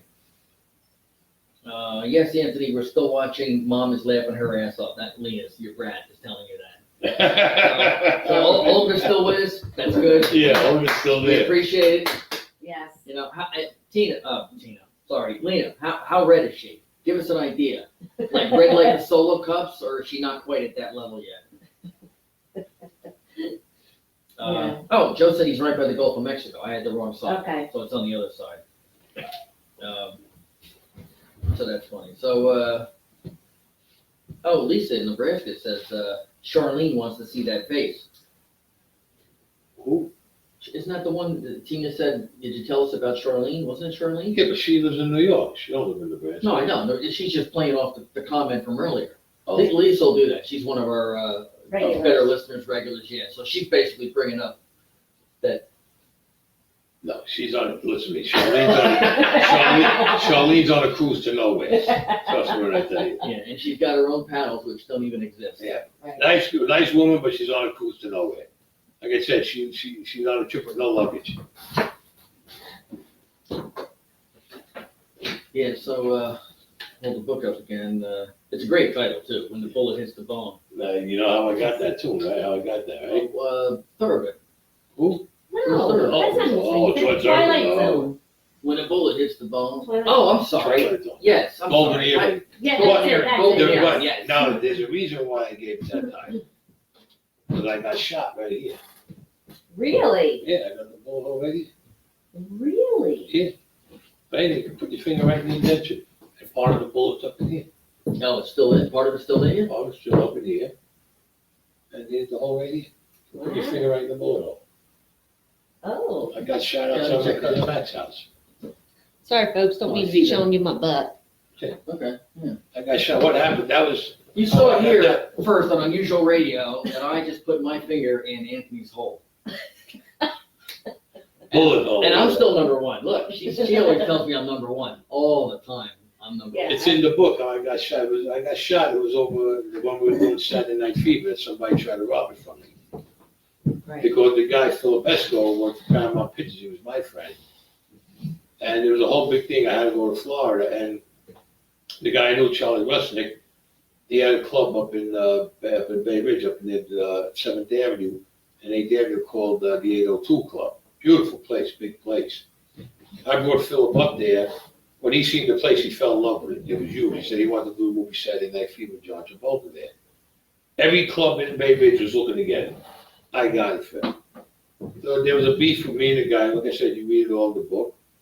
The beef got squashed, and what happened, I was coming out of my cousin's house. Me and my cousin were pulling up to his house up in Dyke Heights. These guys opened up and started shooting at us. I got out of the car on my side, I grabbed my cousin and pulled him out. I got hit in the chest here. I went back. My cousin took me to the hospital, Coney Island Hospital, where they dumped me off. You know, they put me there, and the ambulance came out, and they took care of me and everything. And then I got all the rest of the book, what happened, and especially what happened to it was 4 guys. Wow. Yeah, 4 of them. 2 of them were gone. Well, all 4 of them were gone.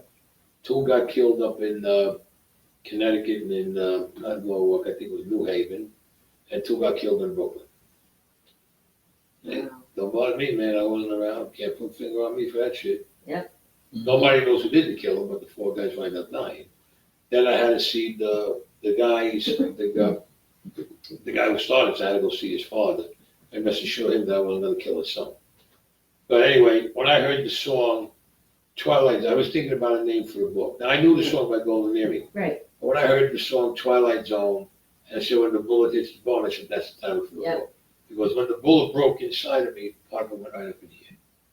And the other part went in here that they went all the way in and they took out with the forceps and everything. Wow. So I said that's why I came out. That's why I said that's the title for the book. Nice. Yeah, it's a good title. Yeah. It is, it really is. Actually, Paul had made mention about that. And I said if we ever do a movie or something like that, I want Golden Earring to do the song to it. Oh, yeah. Oh, yeah. But the song, because in the song, I mean, you heard the song, right? Yes. You heard the I song. love the song. Hundreds of times. Yes. It's a great song. So that's why I said that part of it. As soon as I heard that song, I said that's Yep. the title for the book. That's definitely the title. So, Lisa said that Joe's happy to see your ass. And sure enough, a few comments later, Joe says, can you move a little bit more to the right and bend over a little more, sweetheart, please? So, yeah, Lisa called it. Tina said everyone puts their finger in Anthony's hole. Tina, don't get into that. Are you telling them a secret, Tina, that you did? Sing. Oh. No, Tina, I could joke with her like that. She's cool. And Lena says, Olga's not red at all. She's loving it. She's laughing her ass off. Tell her, what about her father's? Dean turning red, or is he laughing? Or did he run out of the room yet? He's probably red because he's stopped breathing, laughing so hard. He said he'd be eating his shit. Brat, did your father run out of the room, or is he still looking at it? Well, we see little things going up there. So, I don't know if Paul's still on. Liz, you got any questions? Yes. Ashley? Actually, Steve? I haven't heard from my brother. I know he wanted to. Oh, that's right. Where's Ashley from? Because Ashley my brother goes to- Sal's got a daughter named Ashley, but they're in Brooklyn. No, she's grew up in Hillside or Union, I think. Oh. She grew up in Hillside. She, her and her sister, well, used to. Her sister just had a baby, and her mom all worked for the eye doctor. Oh, okay. Which one of these days I'll get her down there. I actually, Hey. when I was in there a while ago, I actually asked him for 5 pair of condoms. I asked for 1 pair, he gave me 5 Well, that's for not bad. her. And they're not supposed to give them out, right? Yeah. Well, good 25 years. questions. I've been sitting here since 2 o'clock. What's it? It's almost 8 o'clock now. He's been where? Sitting here since 2 o'clock. Do you have anything you want What? to ask? You're on speaker, so he's right here. No, so he's a great storyteller. Oh, no doubt Like, about if that. I was having lunch with him, I could think of 100 things, but no, you guys are asking just about everything I could think of. Yeah, I'm the same way. Really, I if I was gonna know anything, I want to know like the nitty gritty, dirty, nasty shit that he can't say on camera. Yeah, but what are you talking about? With things I've done, or with girls, with people, with business, with All of what? it, Oh, all of it. all the stuff. Like, okay, like who did you kill? How did you kill him?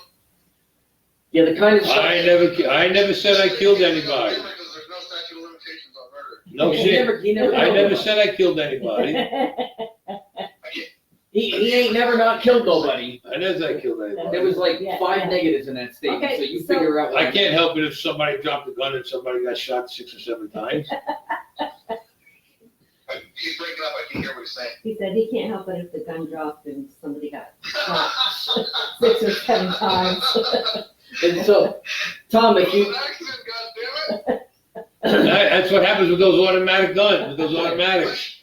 They're not like revolvers. Yes, all 27 times I shot him was an accident. that's right, detective, I don't know, it was an accident. 13 times? Come on, 13? Well, you know, it's one of them automatics, what can I tell you? He got spooked. You know, those Germans, they make them hair triggers. What's the matter? Um, No. Yeah, I want to go and hang out with her at lunchtime and be like, yeah, go ahead, fuck with it, bitches.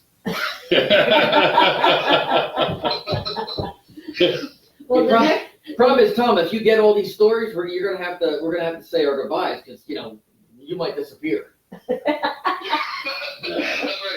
So if we go to lunch with him and I never come back, at least you know I died with some good stories. That's right, And a good meal. and a good and meal. that's right, and a good meal. It's like, yeah, okay, fine, I'll tell you everything, but now I'm gonna have to kill you. Deal. Yeah, it's like, you know what? I might take that deal. Well, the next time you come out, I'll see if I can arrange that we can all go out and have a meal together. Well, I hope that'll be soon. I've been dying to come out and help you with some stuff. Yes. Well, let's see what we can work for, maybe around Christmas. Okay, all right, I love you, man. Okay, love you too. All right, bye. See you, Bob. Where's he at, your brother? What state is he? Chicago. Oh, okay. Yeah, he calls me Non. He ain't working on the stock market, is he? Because No. we had phony stock in Chicago mercantile office. Just let them know. You know, those stocks are still floating around to this day. They ain't worth shit. Not worth the fucking paper they're written on. Nice. Yeah, but you Yes. read about, we also gave the government money to try to back up the stocks. But I got to know what they said, when you read the book, you get the whole thing. That's why I want to invest in the stock market. Why am I gonna buy stock that ain't worth it? I'm not gonna buy stock that I put on the fucking street. You might buy some of your own shit. That was a long time ago with that, so. But that was squashed, that whole case was squashed and everything. Okay, so Uh, for my brother, I'm going to ask, Hmm?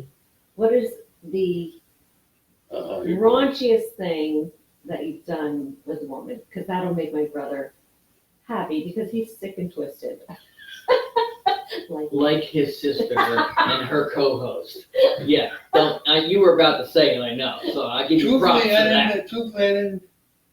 I didn't do anything, man. The only really none. The only one that I had was many years ago, was that crackpot Dolores who liked cucumbers. Really? Yeah, she said, well, that's about it. Well, you know that when you make it into pickles, they do have that bumps. But she said, I'll tell you, she would, oh gee, it's gotta be, well, before I went away, it's like 82. I met her when she came to my after hour club. Nice looking girl. Didn't know she was a fucking nut. Didn't know she was a nut. And as I met her, she came into the club, we were talking, talking to everybody. She goes, I had to go, I was going somewhere. She goes, you going somewhere? She goes, wait for me, I'll be right back. I want to talk to you. Okay. She goes in the ladies' room. About 10 minutes. I tell my partner Joe's there, I said, Joe, get the fuck out of here, I gotta go. All of a sudden, I'm walking out here, wait, Anthony, and she'd come out with the fucking leather jacket down to about here. She goes, yeah, and I go, yeah, what is it? She goes, where you going? I said, I gotta go somewhere, I gotta go meet somebody. Now I'm going to another after hour club to see somebody. She goes, let me come with you. I said, no, I said, this is my business, it's got nothing to do with you. No, let me go. She goes, I got something that'll convince you. The fuck you got this gonna convince you? Open up a cushion and I'll stitch your fucking clothes on underneath. I don't get, you win, get in the car. You get in the car. I made her wait because she waited in the car. I went in, she knew I had to see it, come out. She goes, is there a grocery store or a food market? I said, yeah, it's a big food market around here near you. She goes, go to the food market. Go to the food market. She wants to buy food. It's fucking 5 o'clock in the fucking morning. It's not something to buy fucking food. I go in, we go in, I got my card signed, I knew the guy. And she's going to the guy, she goes, do you have cucumbers or pickles? He says, yeah, they're over there. I'm talking with her, she comes back maybe 2-3 minutes later, she throws 4 fucking, these fucking things have to be a foot long apiece. Oh my God. These fucking things, they were, I mean, the fucking things have to be about that fucking fat. Well, I says, do you like pickles? Do you like cucumbers? She goes, yeah. All right, your deal, okay. I give the guy the money, put him in the bag. I said, all right. I stopped by my club, Desiree, again. I stopped by Desiree. Seen her I had to see. And she goes, I want you to take me home. All right, no problem. I'm going to stay here for a while. It's about 7 o'clock now in the morning. I told Josie, I said, Joey, I'm going to leave. He goes, I said, I'll see you tonight. Went back to our house with her. Everything was going fine. Then she comes out with the fuck. No, everything went fine, no problem. So I went, where the fuck did I go? I went to get a drink out of the refrigerator. I went to get something to drink. She had soda. I went to get a soda. I come walking in the room. There she is with the fucking pickle playing with it. Putting it. Whoa, what the fuck? That thing disappeared. I was gonna gotta say, be it fucking kidding me. I don't know if she was an exotic. Then she made that thing disappear and come back out. And I looked at her, I said, what the fuck? She liked what she liked to do. That was the most funniest thing I can ever think of, seriously. But I bet you 3 went in and only 2 came out. I bet you the whole floor went in and only 1 came out. Anything watching that down, I cannot say on that. Gives a little. Because certain people are listening. I don't want that. I don't want the brat to get the wrong impression of me.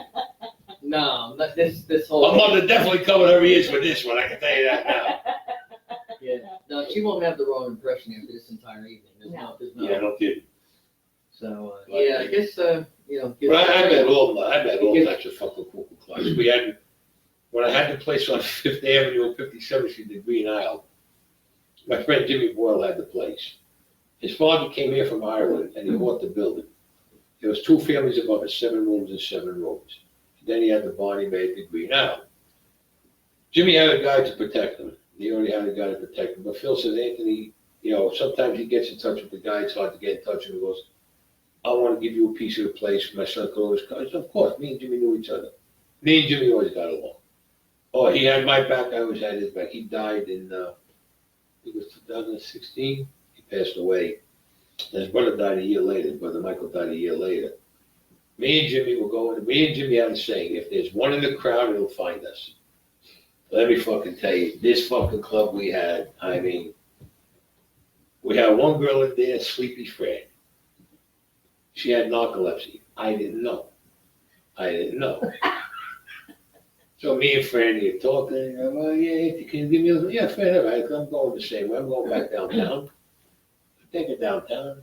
She goes, you want to come up? Yeah, what the fuck, why not? I said, I was going to go home and go to sleep. I said, I'll come up. I come up, everything starts going nice, me and her. Beautiful, nice. She's like over me, let's put it that way. And also she was, boom, she went down. I got scared fucking shit. I thought she fucking died. I said, what the fuck? I called Jimmy up. I said, Jimmy, he goes, what? I said, she fucking died. He said, who? I said, Frank, wake him up. And then I'm having sex with her. She was sitting on me. She just killed Owen. Fucking broad's dead. I said, I'm going to get pinched from, they're going to pinch me saying I murdered this fucking broad. Right. He said, I said, I'm at a house. He comes fucking shooting over. And then I'm going, what the fuck? So I got her later over there. Then all of a sudden, you know, the fuck? Oh, Anthony, did I fall asleep? I thought you fucking died. She goes, I goes, I didn't tell you. You didn't tell me what? Didn't tell me. She goes, I got narcolepsy. Oh, nice time to fucking tell me. No, I take fucking heart attack, you motherfucker. I got Jimmy practically breaking the fucking door down. Jimmy comes up with his big ass fucking Cadillac. 3 big fucking plastic things to wrap her up in, duct tape and a fucking thing to take her fucking body out of there so we don't get fucking pissed. And he goes, I thought she died. I said, Jimmy, she had fucking narcolepsy. That's why she's got fucking narcolepsy. So I nicknamed her Sleepy Fran. So he goes, what the fuck is narcolepsy? I said, you tell him. She was telling him. And he goes, I can run over there. I fucking am I supposed to fucking know she had narcolepsy? First fucking time I'm hearing about it. Scared the fucking shit out of me. I said, don't gotta get rid of the fucking body. I said, I definitely don't get it. Definitely they'll say I killed this fucking girl. That's what my fucking luck. But Jimmy came in with the fucking, he had 3 big fucking plastic things to wrap her up with, fucking duct tape and a blanket. And he had the big ass car. We're gonna wrap her up, put her in the car, and take her somewhere, and just take her, get rid of her. I said, what a Poor Franny had no idea. thank what God she she almost- woke up, let me tell you. Thank God she could. If she would have woke up wrapped up in that blanket, she would have been history. Oh my. But then there was there was a time that the 3 girls kidnapped me. And I got him, I was 3 girls, the 3 girls who kidnapped me, they were sisters. All right? And they had a house on 59th Street. We used to call them the Duckettes. The Duckettes we used to call them. Because the brother's name was Dougie, and they were his sisters. There was Nuggets. the only one that sticks out in my head was the girl Lawana, and I forgot the other sisters' names. So we called them the Duckettes.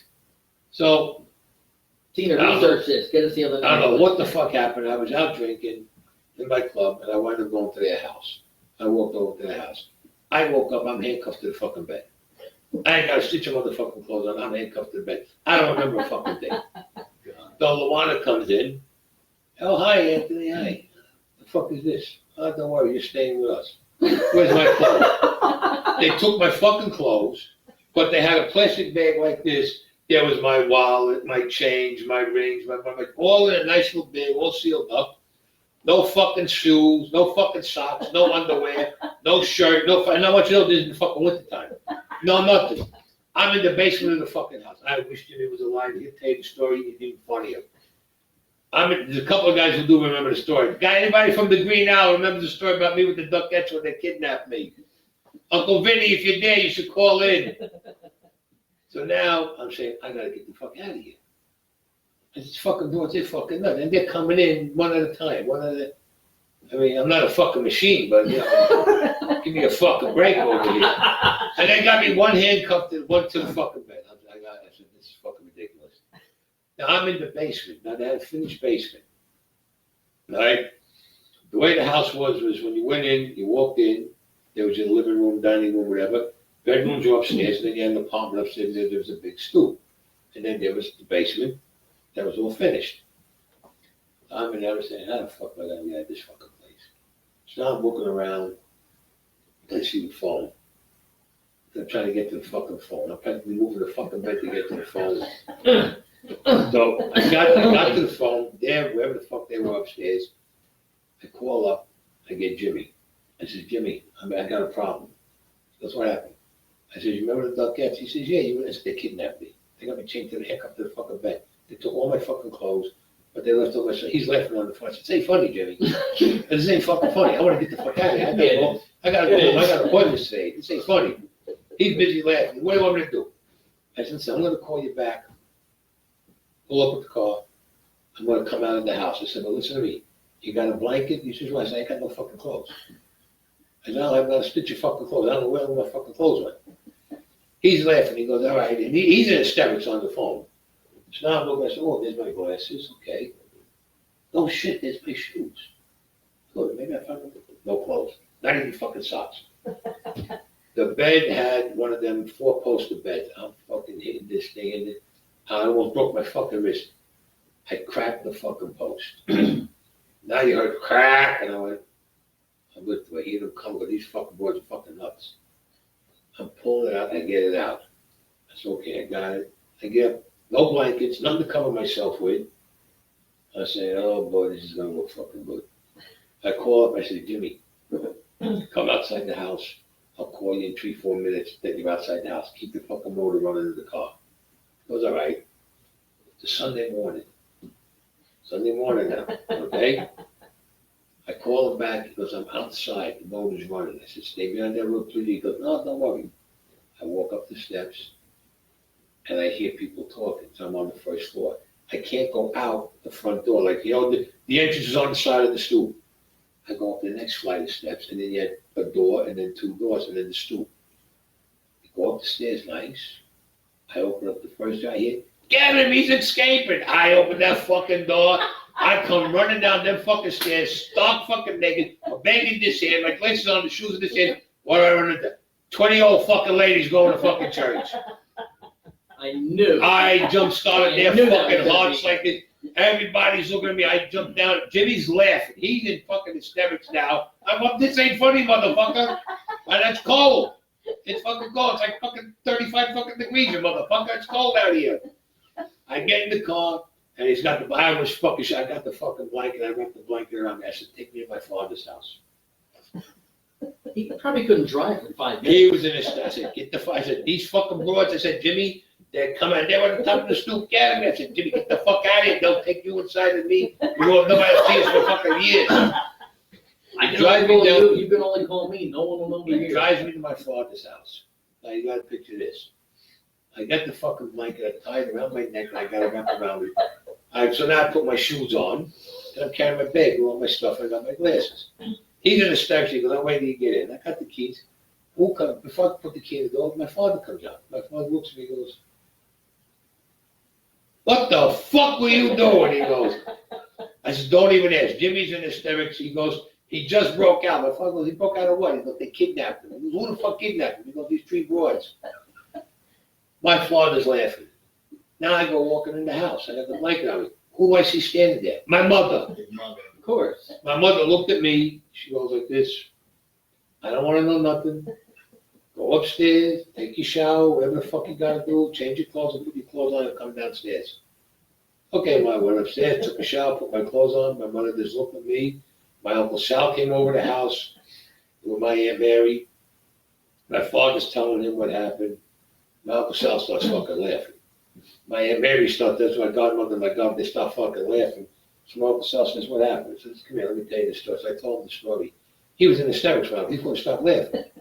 So he told my Aunt Mary, she's laughing. My father knew, then they told my mother, and my mother, she just looked at me like she just shook her head. She said, "What am I gonna fucking do with you?" I'm in my fucking 20s. I mean, let's be fucking, what am I gonna fucking do with you? She said, "There's something fucking, what is something fucking wrong with you? What, are you insane?" I said, "They kidnapped me." She goes, "Can't you find a decent fucking girl?" I said, "Every time I find one," I said, "they turn out to be fucking nuts. Then what am I supposed to fucking do?" Well, my mother was in fucking hysterics, I'm telling you. My mother was aces, though. She was in fucking hysterics. I could do no wrong. But my mother, no matter what I did, Yep. she said, "Not my son." That's an Italian mother. That's an No, I Italian said, mother. "Not my right there. son." Every son on a pedestal. That's right. Perfect. I had a ball in that fucking Green Isle. I had a fucking ball there. What a fucking time we had there, I'm telling you. That's funny. We had so many fucking nut jobs and that fucking girls that used to come there. Oh, one more. One, they used to talk about the dildo. We had one we called the witches. The witches we called. There were three blondes and they went to witchcraft. So fucking Jimmy, he's playing around with one of them. And the other two got mad at him because he was playing around with their friend. Mhm. So I'm sitting by the door with him at the club. They come walking in through the side. And then, "What mad at you? Because you're with, I think the girl's name was Angie." He was playing around with Angie. And the other two were mad because he wouldn't play with them. He was with her.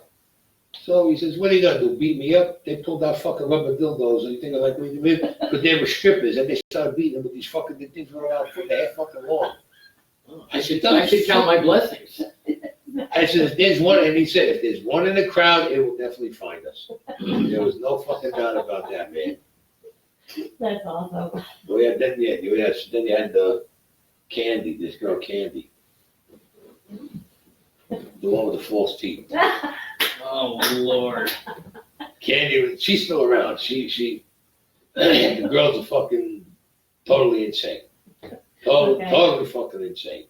She was going out with this guy, and he used to come and say, "Yeah, I'm going out with Candy." Yeah, good for you. She's so loyal to me. She's banging three fucking guys tonight. She's loyal to you. Are you fucking kidding me? Yeah, she's adorable. I love her, and I ding, the dang, the no. Every night she's going to the club. She's going in the back with another guy. But maybe she banged him first, and that's why she's But loyal. this guy was still with her. This guy had to be a fucking moron, please. Come on. Oh, he was with her. Oh. Yeah, he was going out with her. She was living with him. Oh, He was living with her. okay, yeah. Then she used to, they would say, oh, take your teeth. She used to take her fucking teeth out. I says, well, you ready for fucking Halloween? Taking your fucking, get the fuck out of here. Get your fucking teeth back in your head, I used to tell her. You scam the customers. Really, she took her teeth out one time and put them on the fucking bar. Oh, that's nice. And put them fucking teeth back in. The customers don't want to buy no drinks now. And we thought this was a young girl. She was in her late 20s. Are you kidding me? Yeah, when she had these teeth. Yeah, Did seriously. she think that was hot? Evidently, everybody, for whatever guy she was with, liked it. They didn't get this stuff, take your teeth out. So we figure out the rest. Maybe a gum job is better than a tooth job. Oh, fuck no. Right with that. If you had a good blow job, you don't have to worry about If you would. it. If you had a good blow job, you don't have to worry about your teeth. Thank God I don't have to worry about my teeth because I don't know anything. Giving a blowjob. All I know is she had teeth that were made. These motherfuckers look bigger than they should be. That's all I know. These She teeth. had chiclets? No, she had big motherfucking teeth. I look at that. I said, Jimmy, you know she can't even see those teeth because her fucking teeth. When she Like talks, horse teeth. the fucking teeth. It's like, Yeah. it's like she's constantly smiling. That's so fucking big. I said, Jesus fucking Christ. She can't even close her lips all the I said, no, she won't go. I said, what the fuck? File those motherfuckers down. Do something, man. The fucking thing, I mean, they were fucking big. I mean, the last time I seen teeth that big was on a fucking shark. Seriously. I ain't seen teeth that big since then. I said, wow. Nice girl, but totally fucking insane. They were all nuts down at that club. Right. The ones that had Desiree, we would fucking love you. Oh, fucking, that was a fucking horror show. I mean, they were, when I say horror, they were all pretty, don't get me wrong, but Right. they were totally fucking insane. They come in and start fights over nothing with each other. Because they want to go with this guy. Well, I saw a fight, I saw him, bang, bang, boom, bang, what the fuck you doing? I said, you want to go the fuck outside, don't pick up my fucking joint. Oh, hey, you didn't mean it. These are girls. Were they sisters? No, these are his friends. Oh, okay. I said, go fucking outside, you bust one more fucking thing, yeah. I said, girl, no girls, I'll punch your fucking lights out. Then this fucking place costs us a lot of money to put it together. They should go outside and fight and come in and the winner would go out with the guy she felt like going out with. Oh, God. Oh, they were all fucking nuts back then. Now, did you ever do the Studio 57 thing? It's the old 54. 54? I don't I know. went there a couple of times. Okay. Yeah, too much, that was too much of a fucking, Like drugs and stuff? Yeah. It was a coke show. I mean, Yeah. oh, well, we used to shake down the tunnel, Peter Gation's joint. I don't know what that is. Tunnel was in Manhattan. Okay. And I don't know if Vin Diesel worked. I heard that Vin Diesel used to be a bouncer there. But we had this guy, Willie Light, this old Jewish guy. He was friends with my cousin Mac. And this guy, Willie, he could find scores like, I don't know how, it was like God handed them to him. So he tells me one day, he goes, we got months, I think it was in the 50s we went up there. He goes, going up to this place called the Tunnel. We walk up and they were just getting it done. He said, look, I said, what do you think of the place? It's our place, big fucking joint. Because we got to get money out of this guy. It's no problem. So we talked to one of the bouncers, and I swear to you, the guy looked like Vin Diesel. I wasn't sure if it was him, but I know he was a bouncer up there. They were very polite. Willie says, can you get the owner of Peter Gates? Peter Gates got the patch on his eye. I went, oh man, I got to fucking fuck with a guy with a patch on his fucking eye. You know, I got fucking eye, you won't be able to see for nothing. What can I do for you? Sit down. So Willie's doing the talking. He says, listen, you know, this is a connected area up here, blah, blah, blah, and so on. So he says, yeah. He said, well, you know, you didn't come and speak to anybody about putting up, because this is our territory all up here. I said, yeah. So I don't have to go to nobody. I'm saying to myself, wrong fucking answer. Wrong fucking answer. I don't have to do nothing I don't want to do. He says, Willie, do me a favor. He says, let me sit over there, Pete. I want to talk to you. He says, yeah. Willie, sit over here. Let me ask you a question. He says, do you really have an eye missing out of there? I said, I think you're a nice guy. Do you have an eye missing out of there? He says, yeah. I tell him, I said, let me see. He lifts up the fucking patch. He's got, let's look up here. He went over his eye, and I pulled the fucking gun out, right in the fucking hole of his eye. He almost fucking choked. I grabbed him by his fucking head, the gun over there. And here's what you're gonna do. You're gonna give a fucking envelope, and if you don't, when I come back up, I'm gonna blow your other eye out of the back of your fucking head. I said, all right? Call the cops, call whoever you want, because once I hear that you went to the cops, the only thing you're gonna see I'll be the last thing on this earth that you hear, but the last thing you're gonna hear, I'll be the only last thing you see, but the last thing you're gonna hear is when the gun goes bang. You understand? This guy, I think he fucking pissed his fucking pants. He was a tough motherfucker. Don't kid yourself. When he opened up his eye, he went like that. I took that fucking out, so I hit him in the fucking eyelid. I think I popped his eye a little bit. He went through, I grabbed him right by his fucking head. I pulled the hammer back. He's looking at the gun and go off. I would have killed him there at the fucking table. I says, you think you're fucking, because the way he was answering, he became a real fucking cocksucker the way he was answering. After that, he was very nice. I used to go up there, there's the envelope waiting for me at the door. Every fucking Friday night. We used to let him go, give me the envelope Friday night, and then I would pick up next envelope, but that went from Friday, Saturday, Sunday, Monday, Tuesday, Wednesday, and Thursday. Friday night was my pickup night. Then he would go to the circuit, do the whole circuit all the way around. I went up there, I didn't pay for nothing. I didn't abuse the privilege though. I would go up there, maybe me and one or two other guys, or I went up there with a girl, but I never abused it like what 20, 30, whatever people. Right. Never did that. That's bad business. That's bad business to do. Got an envelope from him until the place closed. Wow. Then we went to, there was the place in Trepid's. Oh, this fucking joint. This place opened up on a Friday. Now, if Friday went up at 12 a.m. So, you know, when you got Thursday and then bingo, Friday, 12 a.m. is Friday, right? Went from Friday to 12 a.m. Monday morning. Didn't close. 3 levels. It was right down in the seaport. It's called Intrepid. This was a joint. I was getting an envelope from there. This joint here was anything goes. Anything you wanted to do in there. There was guys and girls having sex on top of the fucking bar. There were people. Well, there was people walking around in wedding gowns, tuxedos, was walking around with a G-string. It was anything went in this place. I'm talking to a friend of mine. I had Mikey the Bear with me. So me and Mikey the Bear were talking. And I got to wait for this prick to come out. I'm going to play the fucking pinball machine. I'm playing the machine. I'm moving my feet. Hey, ow! You hear something? Ow! Oh, fuck, ow! Ow, you keep fucking stepping on it. Who the fuck is this? Under here. We're fucking underneath the machine. I'm stepping on the guy. I'm stepping on his fucking hand. I don't know.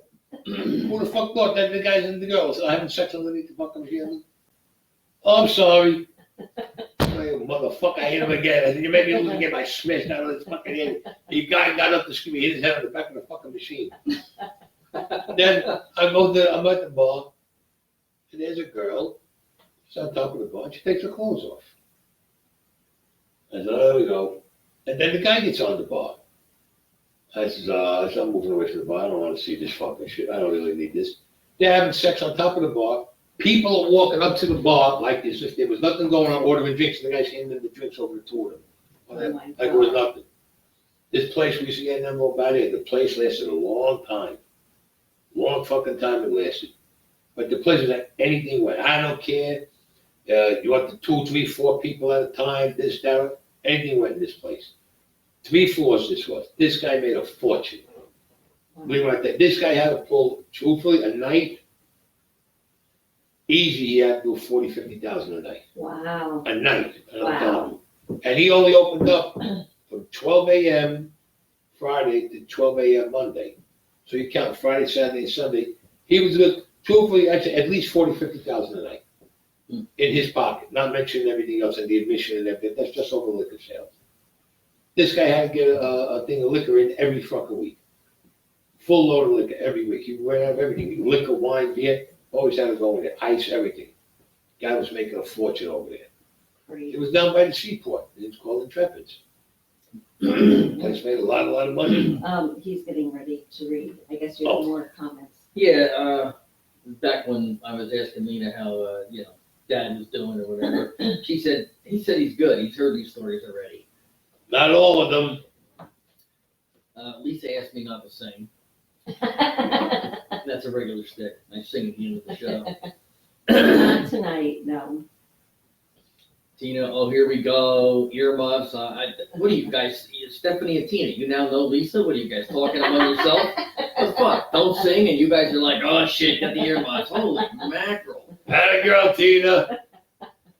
Lena's like too much information for me to hear while you were saying, Logo's gotta cover her, That was a long time ago, Lena. Edwin, get whose number? Lisa? Oh. Tina said, laugh my ass off, Sleepy Fran. And that's when Lisa said, get her number. Oh, yeah, Sleepy Fran, yeah. Candy with no teeth. How ironic. That's pretty funny. I'm surprised we didn't think of that. Someone named Candy, but she had no teeth. No, but that was her real name. Well, her real name is Candace, but we call her Candy.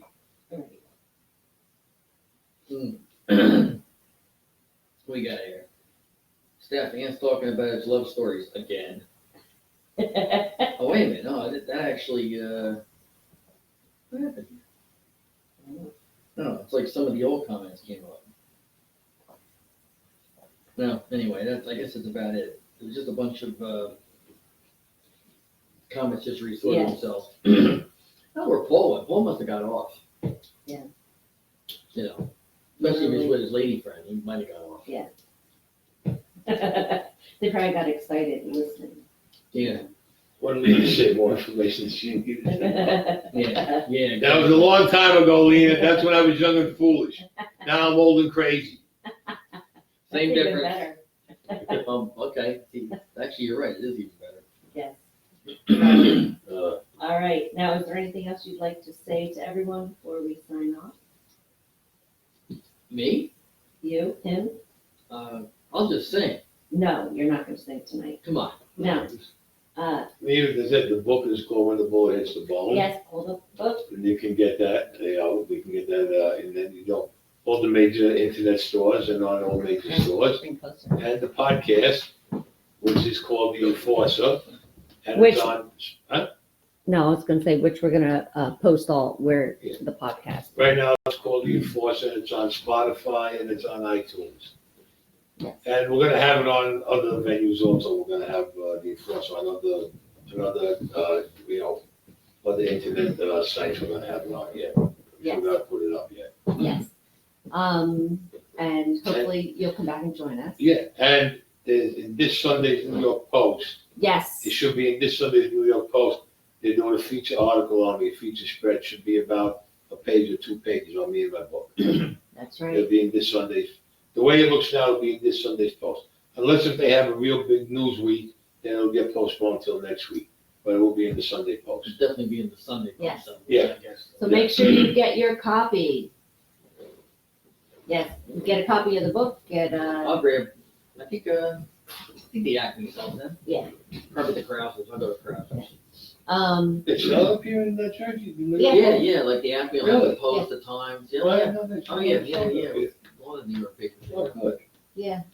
I'm pretty sure Acme has it, because I see a lot of those, they get. They go those- quick though. 'Cause They get those headlines. Yeah, but they go quick, like early in the morning, because, there's like a certain group that come in and like they want their paper, Yeah, the you those know? that can't read much. Yeah. Just kidding, it's a joke. So, all right, Lisa did say no when I said I was gonna sing. say You're in luck, Lisa, I'm being ordered not to. yes. So, hold on, we have to say it. I'll say my normal, wait, hello.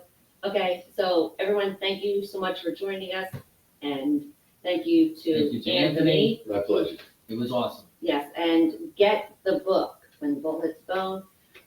We're going to be posting more information about that and his sites where you can see his podcast, and make sure you get the Sunday Post, because this is very interesting stuff, as you can see. Great guy, great humor, and he has a lot of experience. Ladies, don't get too excited. But. Anyway. A lot of them already did. Yeah. Next time, we promise his GPS navigator will work. Well, now he knows. Oh, hell yeah. So, Especially coming from down south, it can be a little hairy. No, well, I'll be coming in from Brooklyn. when I Coming in come from in. Brooklyn, it's I won't supposed be to coming in from Jackson. yeah. Fucking thing, I thought I was going on safari. Really, fucking kidding me? 2 hours. Come in, literally, it took that fucking long. But I love the navigation, though. You guys, man, you're something else. Make a sharp left over here. If I would make a sharp left, I would hit 3 pillars. There's no road. Right? That's the fuck. And And I gotta get this down, and it's up, and the navigation I got is updated, I want you to know that. Yeah. They updated it automatically. Yeah. I think they must have did it for another country, but it wasn't over here. And, Jersey is another country. yes, No, I like it in Jersey, I got a lot of good friends out. Oh, yeah. anyway, thank you everyone for joining us. Be safe, have a great night, enjoy your day tomorrow, and we will see you tomorrow night. You see you tomorrow night. So until then, ciao. Take care.